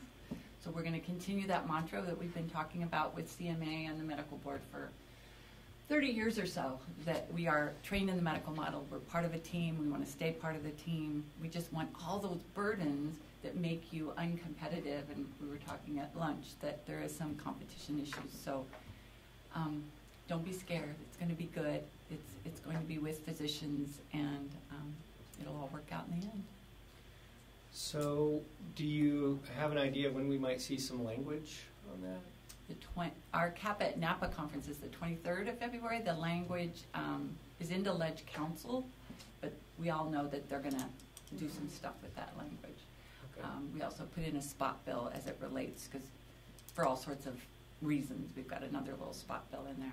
So you will see language by February, end of February for sure, because the bill will be born on the 22nd. So it's exciting, and we're going to do it, and we're going to do it in 1 year. All right. Do we have an author? I just talked to a lot. We have several that are interested, and we're trying to be strategic in selecting the one that we think would be the best, but we're happy that we have several that are interested, and it's a good problem to have. Yeah. Okay, guys. Thank you. Other questions? Thanks. Thank you. Further public comment? Further discussion? Okay, that's all I have on OTP. Next is the Attorney General's annual report on accusations prosecuted for the Department of Consumer Affairs client agencies from Christine. Good afternoon. So at tab 13, you will see the report. And the report is required annually to be submitted by the Attorney General's office to the Department, the Governor, and Appropriate Policy Committees of the Legislature. And it has a list of reporting requirements for each constituent entity. And you're one of those entities. So if you look at page 35 of the report, you'll see that physician assistant boards report from the Attorney General's office on the cases that they've prosecuted for you. And the first table deals with accusation matters, that the number of that have been referred in the last year to the AG's office, those that have been rejected for anything that's required for further investigation that was requested by the AG's office, matters for which further investigation was received, accusations filed, accusations withdrawn, and matters adjudicated by the AG. So those are the ones that have been completely taken from start to finish and finalized. So it based on calendar year. The second table deals with processing times for accusations, which I think is interesting because it does look like it's a little different from your numbers from Rosanna's report, which appears to be longer than what they've reported here, but I thought that was interesting. So the mean median processing times for those decisions that were referred. One other thing I wanted to point out as a point of discussion is that the AG's office notes that there's no statute of limitations within which to file accusations for your agency, but that you follow generally the Medical Board of California's limitations period, which is generally 3 years from discovery of the act or omission charged in the accusation. And I guess my question is why? That was when I saw that part of the report, if you have an important consumer protection case, I don't think you should self-limit, when it comes to prosecutions. I mean, that would be my advice. If there's no requirement that you drop a case, after a certain period of time, I mean, of course, the other side can always argue latches, or, you may have other concerns with prosecuting a case that may be old.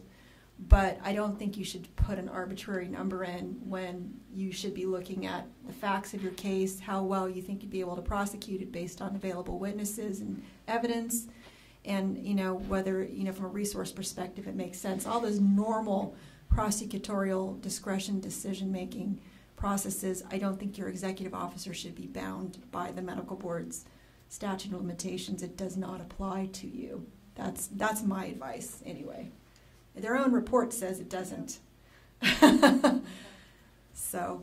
Did any of these times change with vertical enforcement? If vertical enforcement goes away, do you think that we'll see some of these things changed where? I'm not as well versed on that as Rosanna, so maybe Ms. Verdaus can comment on that. So we only use vertical enforcement when there was a supervising physician involved. That's the only time we used it, and we still are able to use it if there's a supervising physician involved.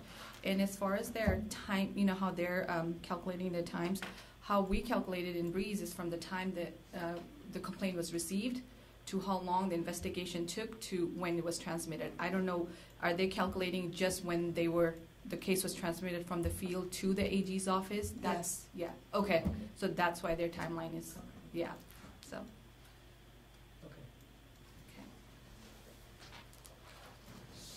So do we think that this not having a statute of limitations is going to cause any, does that help us when we're trying to, I'm sorry. Every question I have, I'm going to wait till you sit down.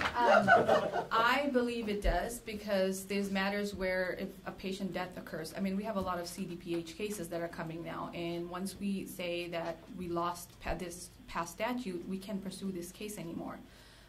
As a consumer protection standpoint, yes, it's great.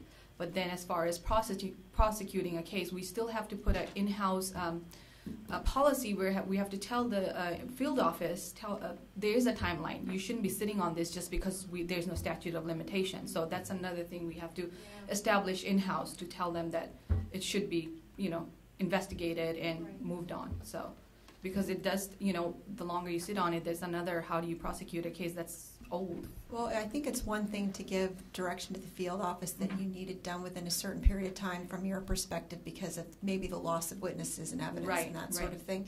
But it's another for the Attorney General's office to tell you that it's not jurisdictional because 3 years have run. Yes. That's what I'm concerned about, is those cases that they're rejecting for your accusations because they claim that you're following this statute of limitations, which does not apply to you. Right. Yeah. So that's where I would draw the line and distinction. Exactly. So we're going to go back and pull those cases and pursue it at this point, if that's okay to do.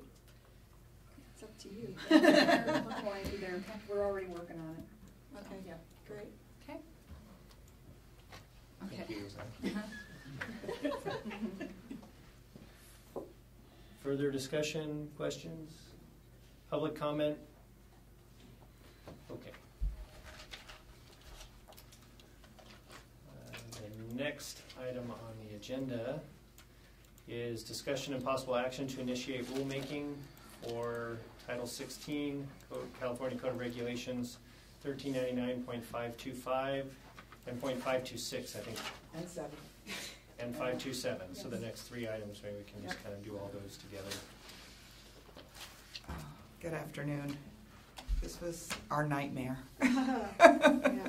especially for Christy. The first thing we had to establish with AB 2138 was substantial relationship criteria, what we would consider that. And Christy did a tremendous amount of work on this, and I have to give her kudos for that. I am going to let her explain this to you because you have a better feel for it than I do. And they're going to have questions that I know I'm not going to be able to answer. So if we're looking at item 14 in the packet, you'll see the text in front of you. And one of the amendments that will happen effective July 1st, 2020, is that Section 480 of the B&P Code, which is your basis for denial of application, one of the bases for denial of applications for your physician assistant licenses, will be substantially amended. Currently, under Business and Professions Code Section 480, if you want to deny a license to a physician assistant, someone who's applying to be a physician assistant, then you may deny them if they have a substantially related criminal conviction or done any act that would be grounds for discipline against a licensee, or done an act of dishonesty, deceit, that substantially benefits, with the intent to substantially benefit themselves or another. Two of those grounds for denial will be struck, which is dishonesty, acts of dishonesty, and done any act that, if done by a licentiate, would be grounds for denial. So those two will be removed. But what will be replacing those two grounds for denial is professional misconduct in this state or another state that they have committed with another licensing body. And it doesn't have to be a PA board. It can be any board. And that is a change because under current law, we cannot deny somebody a license if they have been found to have caused or done unprofessional conduct in this state. We can only do it if it's another state body. So it will give you an additional grounds for denying for professional misconduct done in this state. So I've had situations where, for instance, somebody committed fraud at the dental board and they were revoked by the dental board, and another California board wanted to use that discipline to deny them a license, because fraud and dishonesty is something that transfers, it goes across all professions. It applies to all professions. You want honesty in all your professions. So they couldn't use it because California law currently doesn't allow it, but this new amendment will allow you. So that's why you see the addition of professional misconduct in this regulation to acknowledge that there will be an additional basis for denying an application based on professional misconduct. In addition, we've added Section 141, which is for professional misconduct as a basis for revocation or discipline for a licensee in another state. So that's what these two changes are in the first paragraph. The next big amendment that will happen is the revision to Section 481 of the Business and Professions Code. That code section currently allows state agencies such as yours to set the criteria for what is considered related to your profession. That will be amended effective July 1st, 2020, and this is what the statute will say. It says each board, or it will say in July 1st, 2020, that each board under this code shall develop criteria. That's standard existing law. But it also says that the criteria for determining whether a crime is related shall include all of the following criteria. And that is the nature and gravity of the offense, the number of years elapsed since the day of the offense, and the nature and duties of the profession in which the applicant seeks licensure or in which the licensee is licensed. So what that means is our criteria shall include those three items. You cannot decide not to use those criteria. The legislature is saying to us, we have to use these criteria. So what we've done here by adding a new subdivision B is to recognize that and include these criteria in the regulation.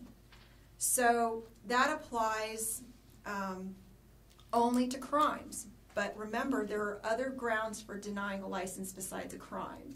So the reason why we've written this regulation as proposed this way is that you'll see in subdivision C, you have other bases besides crimes. So the first part of the regulation at B is just for crimes, to recognize that those criteria have to be used by you going forward in analyzing whether a crime is related to your profession. And then C is all the other criteria which you currently have and use. So we're allowing you to preserve your current criteria that you use to evaluate whether a crime is related to the profession, while acknowledging and adding those three criteria that the legislature says we have to use for crimes. Does that make sense? Any questions about that? Okay, and then you'll see, I thought because they've added the new criteria to allow us to deny for professional misconduct in another state, that you might want to, in C2, acknowledge that other state or federal laws governing the practice of physician assistants should be considered related to your profession here as well. So if they get disciplined in another state for violating laws involving physician assistants in another state, that would be considered as a factor in whether it's related to the profession when you're looking at an applicant or a licensee in this state. So that's why I've added that language there. Again, you'll see in C5, which will be C5, professional misconduct, another, again, the basis for denial. So those are really all the changes we're making here, is to align the regulation for substantial relationship to the ones that are required in 481 and to the recognizing the new basis for denial in 480. Any questions about that? Any concerns about the way it's written? This one is for initial licensees? It's for licenses and licensees and applicants. So if you read the beginning, it says for the purposes of denial, suspension, or revocation of a license. Okay.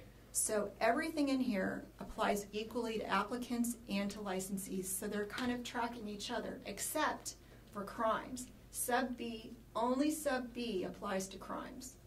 Sub C applies to crimes and to other bases for denial and discipline. Because, you know, it makes sense from an implementation perspective that coming in and staying in, you have the same kind of values, essentially. The legislature has decided they also want you to consider these other criteria for crimes, there was some difficulty and a challenge with adding those criteria, because normally the nature and gravity of the offense is something we look at on rehabilitation criteria, not on whether it's related, because it doesn't matter if you stole $50 or $5,000, it's still theft. So it's odd that it would be in there, but we don't have a choice because of the way the statute was drafted. We have to include those criteria for crimes, but I wouldn't recommend that you put that kind of limitation on the other types of denials that you might do, like professional misconduct or gross negligence or anything else that you would use to deny or discipline, because just I don't know how that we could argue that would work for those types of denials. So does that make sense? Is it kind of like what? Because let me tell you, we spent a lot of time thinking about it. Questions from the board members?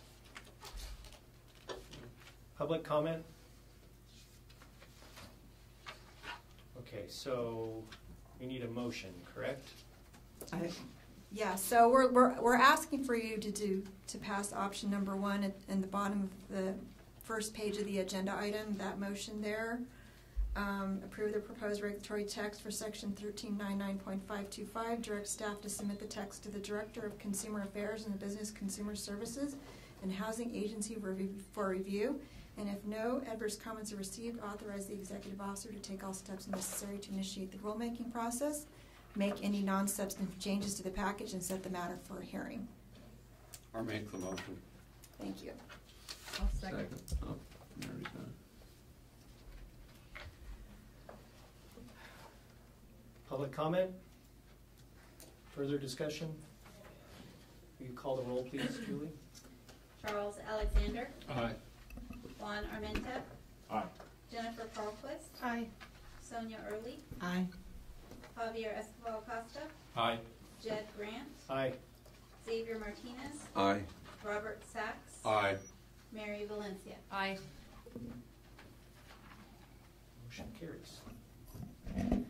And just to clarify where we are, just for the new members, so this is just the first step in getting that text out there for circulation and review by the control agencies. If they approve it for filing, then it would go out to the public. The public would have 45 days to comment on it, and then we'd have the hearing, as you saw this morning, similar to that.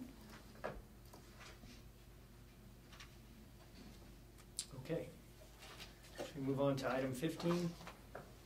Rehabilitation criteria for denials and reinstatements. In this particular one, there were 2 options that we needed to decide on. One is a little bit stricter, I believe, than the other one is a little bit more broad for decision making.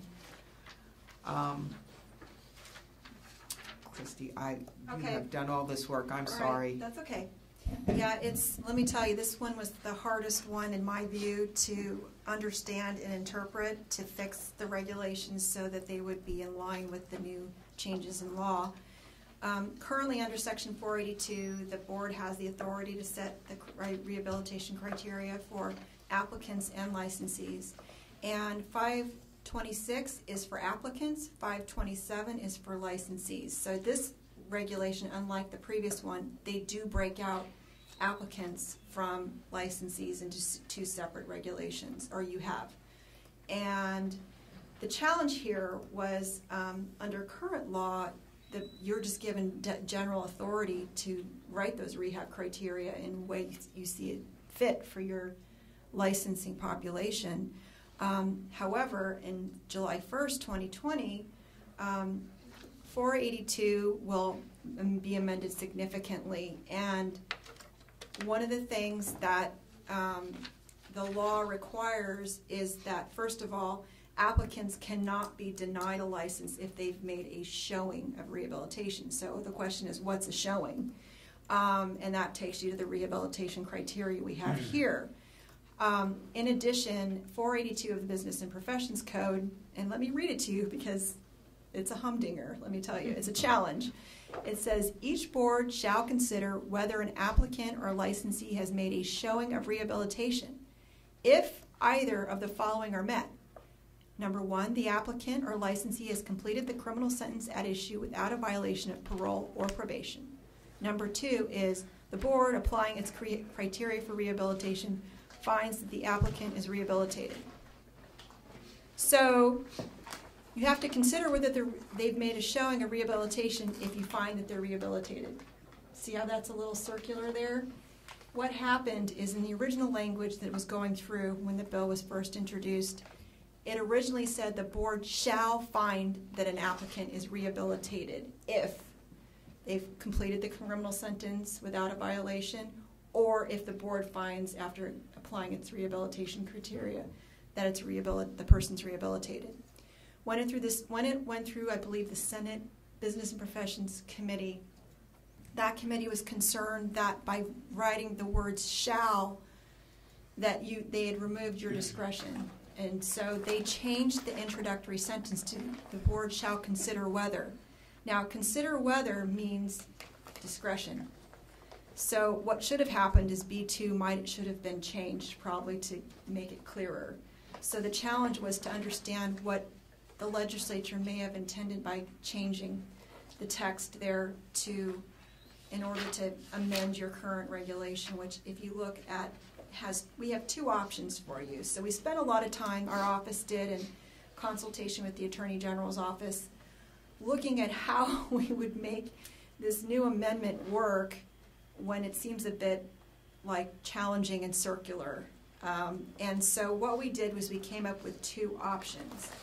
And so if you look at the text, the first option really gives you the most discretion to evaluate an applicant's rehabilitation criteria, because if you look at sub A, it says, when considering the denial of a license on the ground the applicant was convicted of a crime, because remember, this applies to crimes,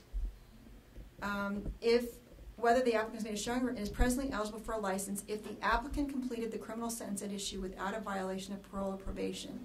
And then in making this determination, the board shall consider the following criteria: the nature and gravity of the crime, the length of the applicable parole or probation period, the extent to which the applicable parole or probation period was shortened or lengthened, the reasons the period was modified, the terms or conditions of parole or probation, and the extent to which they bear on the applicant's rehabilitation, and the extent to which the terms or conditions of parole or probation were modified and the reasons for modification. So what happens here is you have a list of criteria to analyze whether you think just completing parole or criminal probation was enough. And if it is enough, then you can grant them an unrestricted license, right? But if you don't think that after examining and using these criteria that that's enough, then you have the option in sub B to go to, if it doesn't apply to a crime, again, because remember this section only deals with crimes because completing parole and probation relates to person has a criminal background. But you have a bunch of applicants that are denied for other reasons besides crimes, right? So sub B then says if it's not applicable, if A isn't applicable, or you determine that the criminal sentence of probation and parole wasn't enough, then you go on and you apply your existing rehabilitation criteria to the applicant. And that's a case-by-case evaluation and determination based on the facts. And your staff does it. And then you have here at the end, this is the criteria you would use for a petition for reinstatement or modification of probation. So that's how we came up with the first option. So the first option, we came up with criteria for how to look at whether someone's rehabilitated if they've done they have criminal parole or probation. Option 2 is the second option we're giving you, and that one's easier to implement, and it really reflects a policy choice that if you have completed criminal sentence without a violation of probation or parole, the board will direct its staff to presume the person's rehabilitated. So that's another way of interpreting the law. So you'll see that in option 2, after they've made a showing that they've completed their sentence without a violation of parole or probation, that is where you stop for crimes. You don't go on and apply criteria and evaluate those criteria. You simply presume that if there's been no reoffense of that person, that they're rehabilitated, and that's very clear to staff. That's where they need to stop. If the person is being denied for something other than a crime, then you would go to sub B and you'd apply the regular criteria that you have currently. So the difference between the two options is the first option, you have your staff go through these criteria in figuring out whether the probation or parole or completion of the criminal sentence was enough for you. And that'll be evaluated on a case-by-case basis. The second option is just a very bright line. If you've completed it, you've satisfied it, no violations, we're done, you get your license. So those are the two models we came up with. That's what we could come up with. If there's another one you can think of, we'd be happy to hear it. But that's kind of what we thought we could do with the language we were given, and trying to satisfy the intent of the legislature. But again, this is for staff, your attorney generals, your administrative law judges to understand what your policy is with these types of applications. Any questions? Go ahead.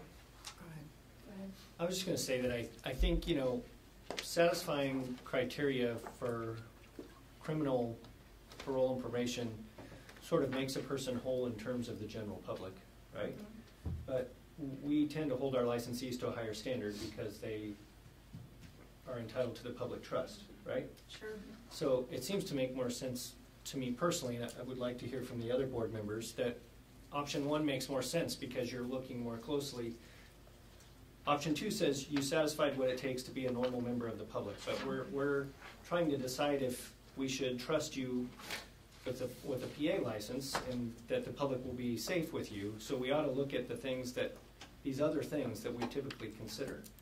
So clarification, would that be having the applicant send us information on what they had to do to complete their parole, if they had to take any classes, if they had to go to any, rehab or whatever it was that their parole insisted they do, or would we be allowed to ask for that information? Under option 1, you would. Option 2, you would not. Option 2 is the board's policy decision that we don't want you to do more. So then my next question is, if we request the information, does the applicant have the right to say, no, I don't feel like getting you that information? Yeah, they can, but then they risk denial because you don't have those. And this would give us the right to deny if they don't supply that information? Well, if they don't meet, if they haven't given you enough information in A, then your job is to go to B. And to me, B covers kind of the same kind of area. One of the things that sub B currently requires is evidence of rehabilitation. And I would assume that what they've done to satisfy their criminal parole probation is further evidence of rehabilitation. Okay. Right? Yes.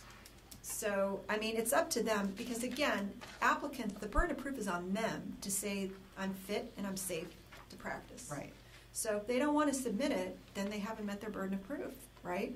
Okay, and that gives us the right for denial then? Yeah. Okay. But, I mean, here the difference is that you're really doing a deep dive into the criminal parole and probation using the criteria in sub A 1 through 5 to examine it and see whether there's, because sometimes the criminal parole stuff can be real extensive. They have to go to anger management class, they have to go to counseling, they have to have drug testing. Right. They have who knows? I've seen a lot of very wide range. Other ones are very simple, like just pay your restitution and move on. So it varies, and so that's why you're going to look at what if they shortened it, that'll show mitigating. If they lengthened it, that shows aggravating. You know what I mean? So the extent to which, how does it bear on their rehab? I mean, what did they do that would show us that they're safe to be let loose in the public? And it may have been extensive, but if it's not, then that would be militating against showing of rehab based only on this. Again, under option number 1, even if they don't meet the criteria, you're still required to go through sub B and give them a second opportunity to go through the list in B and provide further evidence. Do you see what I'm saying? Yes, yes. I mean, the one that's going to There'd be just be dealing a with these. more so I- extensive yeah. process under option 1, sorry. Right. Option 2 is a simpler process. But we do an extensive process now, which is going to be going away with the implementation of 480. So by having this second, longer option 1, I think it gives us more opportunity to look more closely at things. Right. Well, I just want to make sure that your process isn't going to go away. It stays. But what option 1 does is it gives you a 2-tiered process now. Right. Instead of 1 tier, which is right now, everything, remember when we look at regs, everything that's not underlined or struck is existing Right. law, existing reg. If it's underlined, it's an addition. If it's struck, then it's being removed. So make sure you read it that way when you're looking at it. So if you look at the existing option 1, everything listed under B1 through 5 is existing criteria. Right. But so in this case, in option 1, you would just be doing 2 reviews as opposed to 1 for crimes. Remember, we still have a category of people that don't have criminal convictions, but there are concerns because of maybe the professional misconduct in another state, maybe they had something that didn't arise to the level of a criminal conviction, but it's still related to the practice or a violation of the Practice Act, like unlicensed activity, right? So, so for crimes, it's going to be a 2-tiered process if you go with option 1. If you go with option 2, it will be a 1-tier process if there's no violations. If there's a violation of probation, then you will need to go to the next criteria and analyze it. Because there are some people that, even when they're given an opportunity to complete parole and probation with no violation, they'll reoffend during their criminal parole and probation. So that you would still have to go in and analyze under the next level of criteria. Which is B. Right. Gotcha. So B, all the criteria in sub B on either option is existing criteria. You're going to preserve that. But what you're going to do is you're going to layer over an extra layer for those people who have not offended on their criminal parole or probation and give them an extra opportunity to actually get a license before they would have to go demonstrate all the other criteria have been met. I know it's hard to wrap your brain around. Let me tell you, I spent months. Yeah. So I'm trying to shorten it for you. This only applies to reinstatements and denials, correct? This reg, yes. Okay. The next one is for discipline, for licensees. Questions? Public comment? Okay. Motions? Motion, approve the proposed regulatory text of option 1. Is that what you'd like to go with, Jen? Option 1 or 2? I would like option 1, but if... Anybody have any objections to option 1? Okay, so approve the proposed regulatory... Well, we need first and second first. Oh, I'm sorry. What do you want to make a motion? I'll make a motion. Our second. Okay. Okay, so first motion was, okay. So the motion then for the regulatory rulemaking package would be approve the proposed regulatory text of option number 1 for section 1399.526. Direct staff to submit the text to the Director of Consumer Affairs and the Business Consumer Services and Housing Agency for review, and if no adverse comments are received, authorize the executive officer to take all steps necessary to initiate the rulemaking process, make any non-substantial changes to the package, and set the matter for hearing.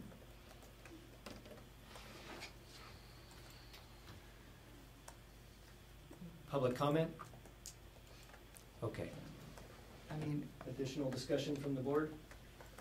Do we have an approval? Would you like to call the roll? Sure. Charles Alexander. Aye. Juan Armenta. Aye. Jennifer Carlquist. Aye. Sonia Early. Aye. Javier Escobar Costa. Aye.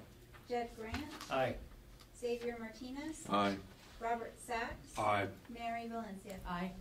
Okay. Motion carries. So next is item 16. Okay, so because I was cutting and pasting, please, in the second sentence of the first paragraph, under, it should say, an applicant or licensee when considering suspensions or revocations instead of denying or disciplining. And any place you see the word applicant really should be licensee. So I apologize for that. Because this has to do, as Christy was saying, this has to do with existing licensees, where 526 was for applicants. So suspensions and revocations are for existing licenses.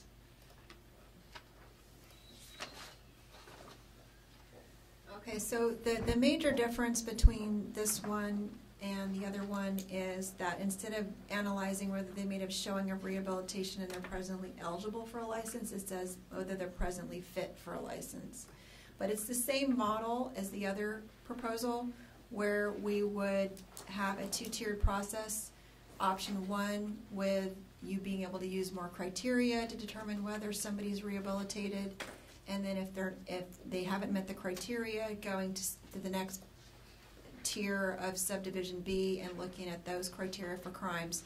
And then option two, more simplified process. If they've completed, you're good. You don't ask, with no violations of probation. If they've completed with no violations, then they would just be presumed to be rehabilitated.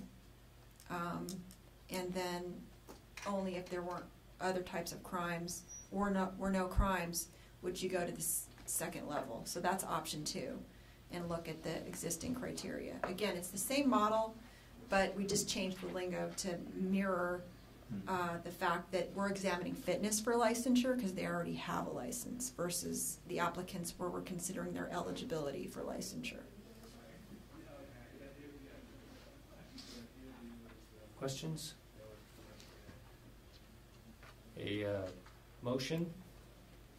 Option one? Okay. Our second. Public comment? Further discussion? Call the roll, please. Who was primary on that? I thought it was Jennifer. Yeah, Jennifer. Are we doing a motion to do the rulemaking or motion for option one? Motion for option one. Want to read it so we're clear what the motion is, please? Approve the proposed regulatory text of option number one for section 1399.527. Direct staff to submit the text to the Director of Consumer Affairs and the Business Consumer Services Housing Agency for review, and if no adverse comments are received, authorize the executive officer to take all steps necessary to initiate the rulemaking process, make any non-substantive changes to the package, and set the matter for hearing. Questions? Further discussion? Public comment? Please call the roll. Charles Alexander. Aye. Juan Armenta. Aye. Jennifer Carlquist. Aye. Sonia Early. Aye. Javier Escobar-Costa. Aye. Jed Grant. Aye. Xavier Martinez. Aye. Robert Sachs. Aye. Mary Valencia. Aye. Okay. All right, that's dense stuff. Sorry, I put everyone in a coma. Yeah. Sorry about that. Having fun yet? Yeah. Okay, next is item 17. Oh, good. I was just going to stay More here. regulations. This is going to be really quick because we've gotten so many done. Yay. We have the 3 new ones that will keep going, but for all of you that have been looking for the retired status, it is completed. It will have an effective date of April 1st, 2019. I have filed a Section 100 on it already before it was effective due to I changed the application, a non-substantive change to include the governor's name, the new governor's name on the application, and I actually redesigned the layout. I didn't change any of the verbiage on the application, but I changed the application to look more like our standard, what we have as other applications within the board. So I tried to make it more consistent with our other forms. So I have not had word from the Office of Administrative Law as to when that will be filed, the Section 100 on that one. But effective April 1st, we will have that retired status for anybody that needs it. And for 545 supervision Sorry, requirement. Anita. Sorry, quick question. Yes, So ma'am. is Breeze ready to implement that new status? Do we have any problems with No, that? it's already there. Okay, great. It won't be an issue with Breeze. Thank you. 545, Ms. Kirchmeier was very gracious to report on that, so I'm going to skip over it. And 617, which is what we had our hearing on, I will get it to OAL next week, which means it should have an effective date by April 1st. So if I can get it to DCA before the end of this week, it'll take them 30 days, an agency, so I should have it back for an effective date of April 1 if we keep our fingers crossed. And that's, any questions on regulations? Oh, thank you for the update. Public comment? Excellent. Next is the Education and Workforce Advisory Committee. So as of the day before yesterday, there are 238 accredited PA programs in the United States, with 62 programs in development across the country. In California, we have 16 accredited programs, with 1 on probation, 9 with provisional accreditation, which means they're in their first 5 years of operation, and 6 that have continuing accreditation. There are 5 PA programs developing in California that are in the development process with the accrediting body, which is 1 more than the last time we met, bringing a total of 21 programs in California.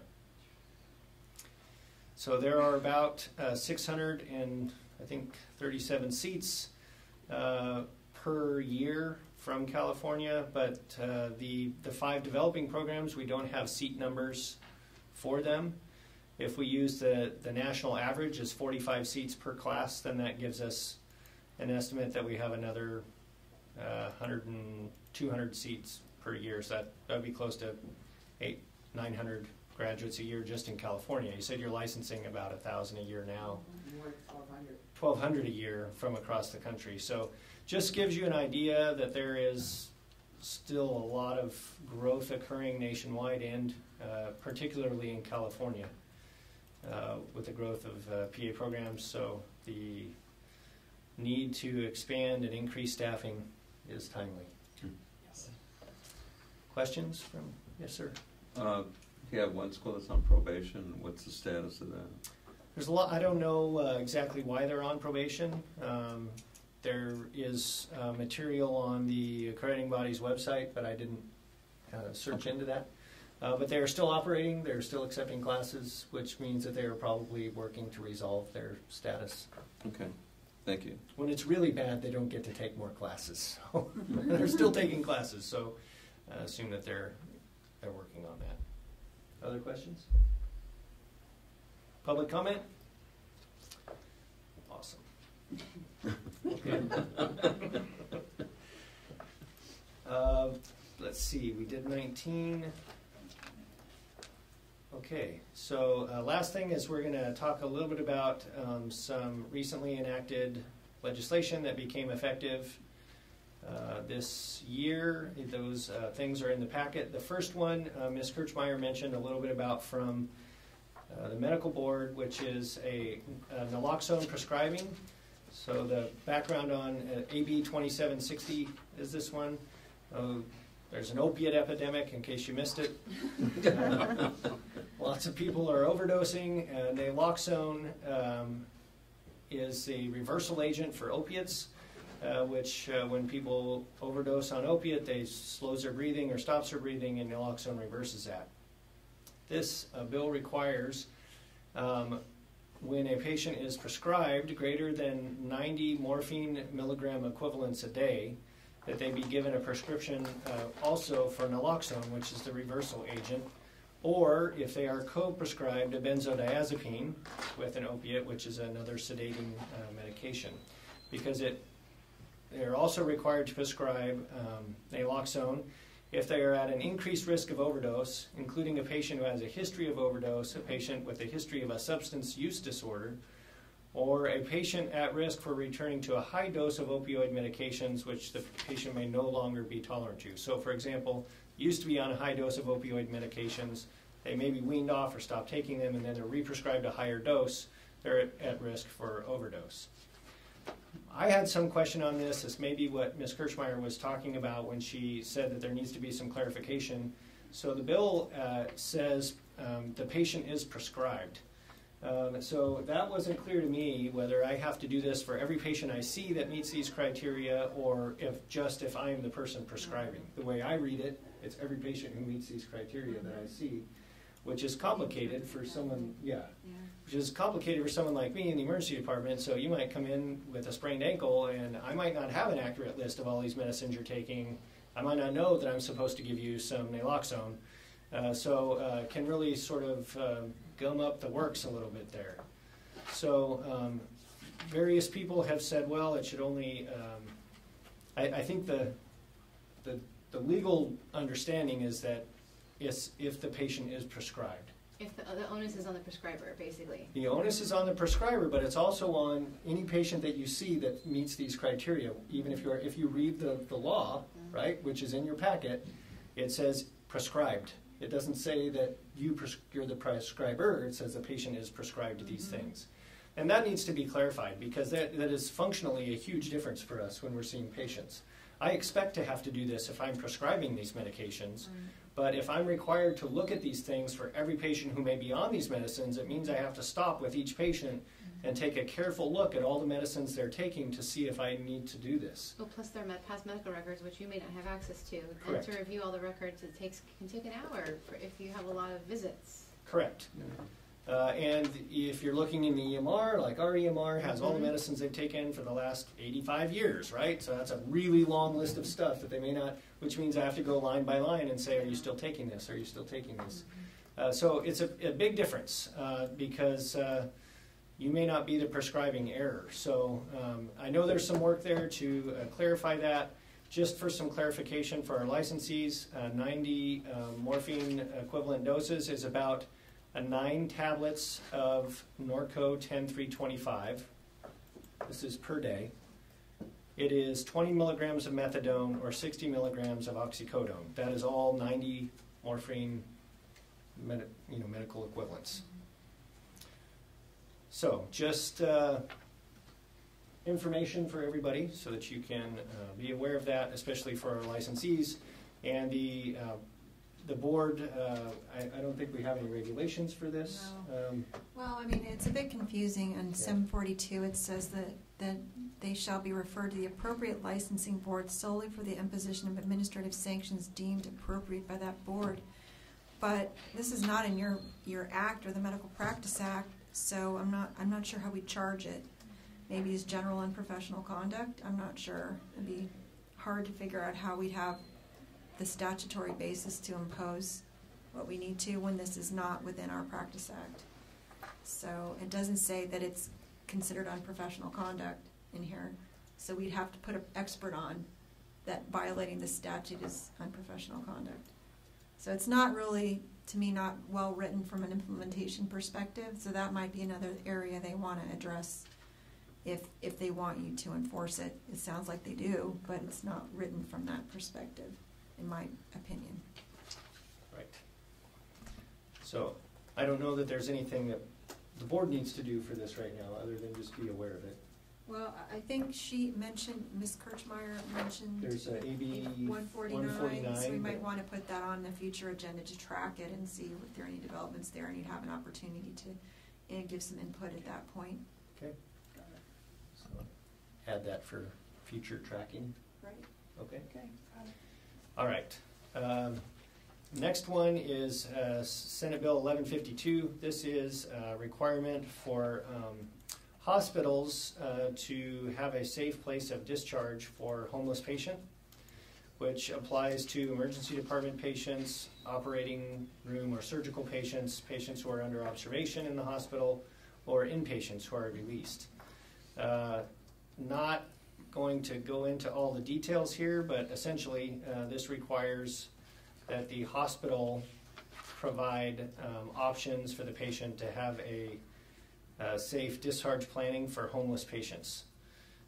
Most of the onus for that is on the hospital, but the provider should be aware that there is now a legislative requirement that homeless patients have a safe place to go on discharge. I know it's significantly raised our blood pressure in the emergency department where I work, but just wanted everyone to be aware. Isn't there some sort of amendment on the time it's going to be enforced? It's going to be pushed back to July for some readiness? Mm-hmm. July 1, 2019, it becomes required. Most requirements took effect January 1st. There's a written log, and hospital-wide implementation is required by July 1st. Next is AB 2983. Basically, what this says is if a patient presents to the hospital voluntarily seeking mental health services, particularly in the emergency department, the patient should not be placed on a hold under 5150 of the Welfare and Institutions Code. So the patient still has consent if they're seeking psychiatric help unless they meet 5150 criteria. And so if the patient does not meet 5150 criteria and desires to leave, then they should not be held against their will if they're voluntarily seeking psychiatric care. Which seems like common sense, but anyway, good to know. We did address the Cures mandatory lookup earlier. It's on the website. This has been the sort of law of the land since October. There's a great thing on our website that's from the medical board, I think, that has all the question and answers about it and when it has to be done. Keeping in mind that we are supposed to personally check in and check it ourselves unless we're exempted. The handout flyer has information on that. But right now it looks like the way the law is written, we are personally required to log into the database to check Cures. It has gotten significantly better than it used to be. Cures is pretty fast. It used to take a while. It's better now, but you still have to log in yourself. Yeah, I think when we were talking about this bill last year, we had thought that we could have someone else log in and put the information there for us. And you're not allowed to give your login to other people to do that, and they are not able to get in and find the same information that you can, so you're still required to log in yourself. There may be a fix coming for that. And the last one is SB 1109, which basically says if you give a minor an opiate, you have to advise them that they're dangerous and their parents. This is on the agenda. It's not. So that would be for a future agenda item. Oh, I'm sorry. Forget I said that. It's on my list, but maybe I left it off when I sent it to you. I'm sorry. That's the last one on my list. Oh, man, dropping the ball. Sorry. Yep, we'll put SB 1109, which will be a very short thing, next meeting. Okay. Which is a nice segue to the next agenda item. But before we go there, further discussion from board members on any of the laws that just started. Public comment? Okay. On to the last item on the agenda, which is what to put on the next agenda. So we have the AB 1109, right? Or SB 1109. 1109, AB 149. AB 149. The fee increase bill. Okay. And then a report on the identifying measures to create an independent physician assistant board. Right, and there will be a committee appointed. So we have a committee report. Subcommittee, so it'll be a committee report at that time. We'll probably have some information from you too, right? Yes. Okay.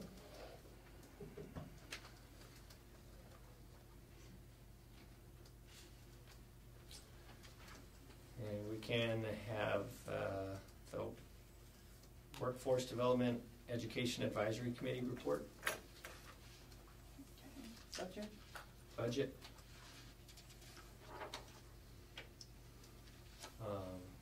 Since we started all the action on all these rulemaking things, will they be automatically on the legislative update report, or how will that work? Do we It's need usually on separate? Adita's regulations So report. we won't need a separate agenda item then, it'll just be on her updates, correct? Yes. Okay.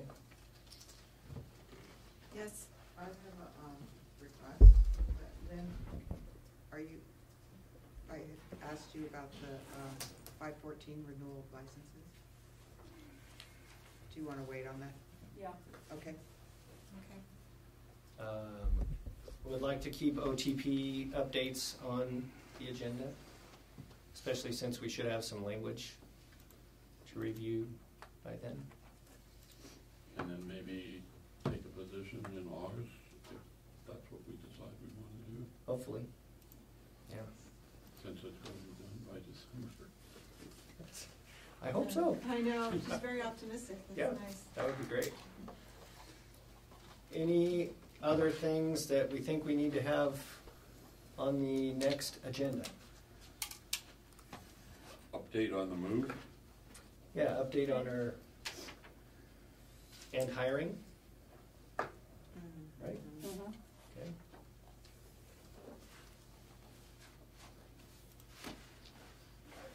Did you mention legislative report? Yes, we That's should. pretty standard. Okay. Yeah, but we'll make sure it's on there, the report from the legislative Committee. committee.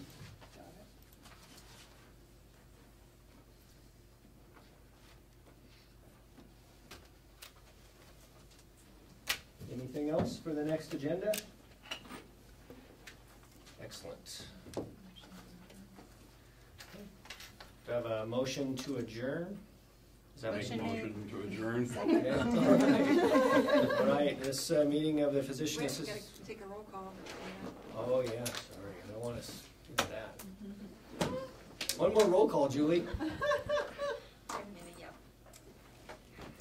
Charles Alexander, Aye. Juan Armenta, Aye. Jennifer Carlquist, Aye. Sonia Early, Aye. Javier Escobar Costa, Aye. Jed Grant, Aye. Xavier Martinez, Aye. Robert Sachs, Aye. Mary Valencia. Aye. Okay, motion carries. This meeting of the PA Board is adjourned. Yay, great job, Jen.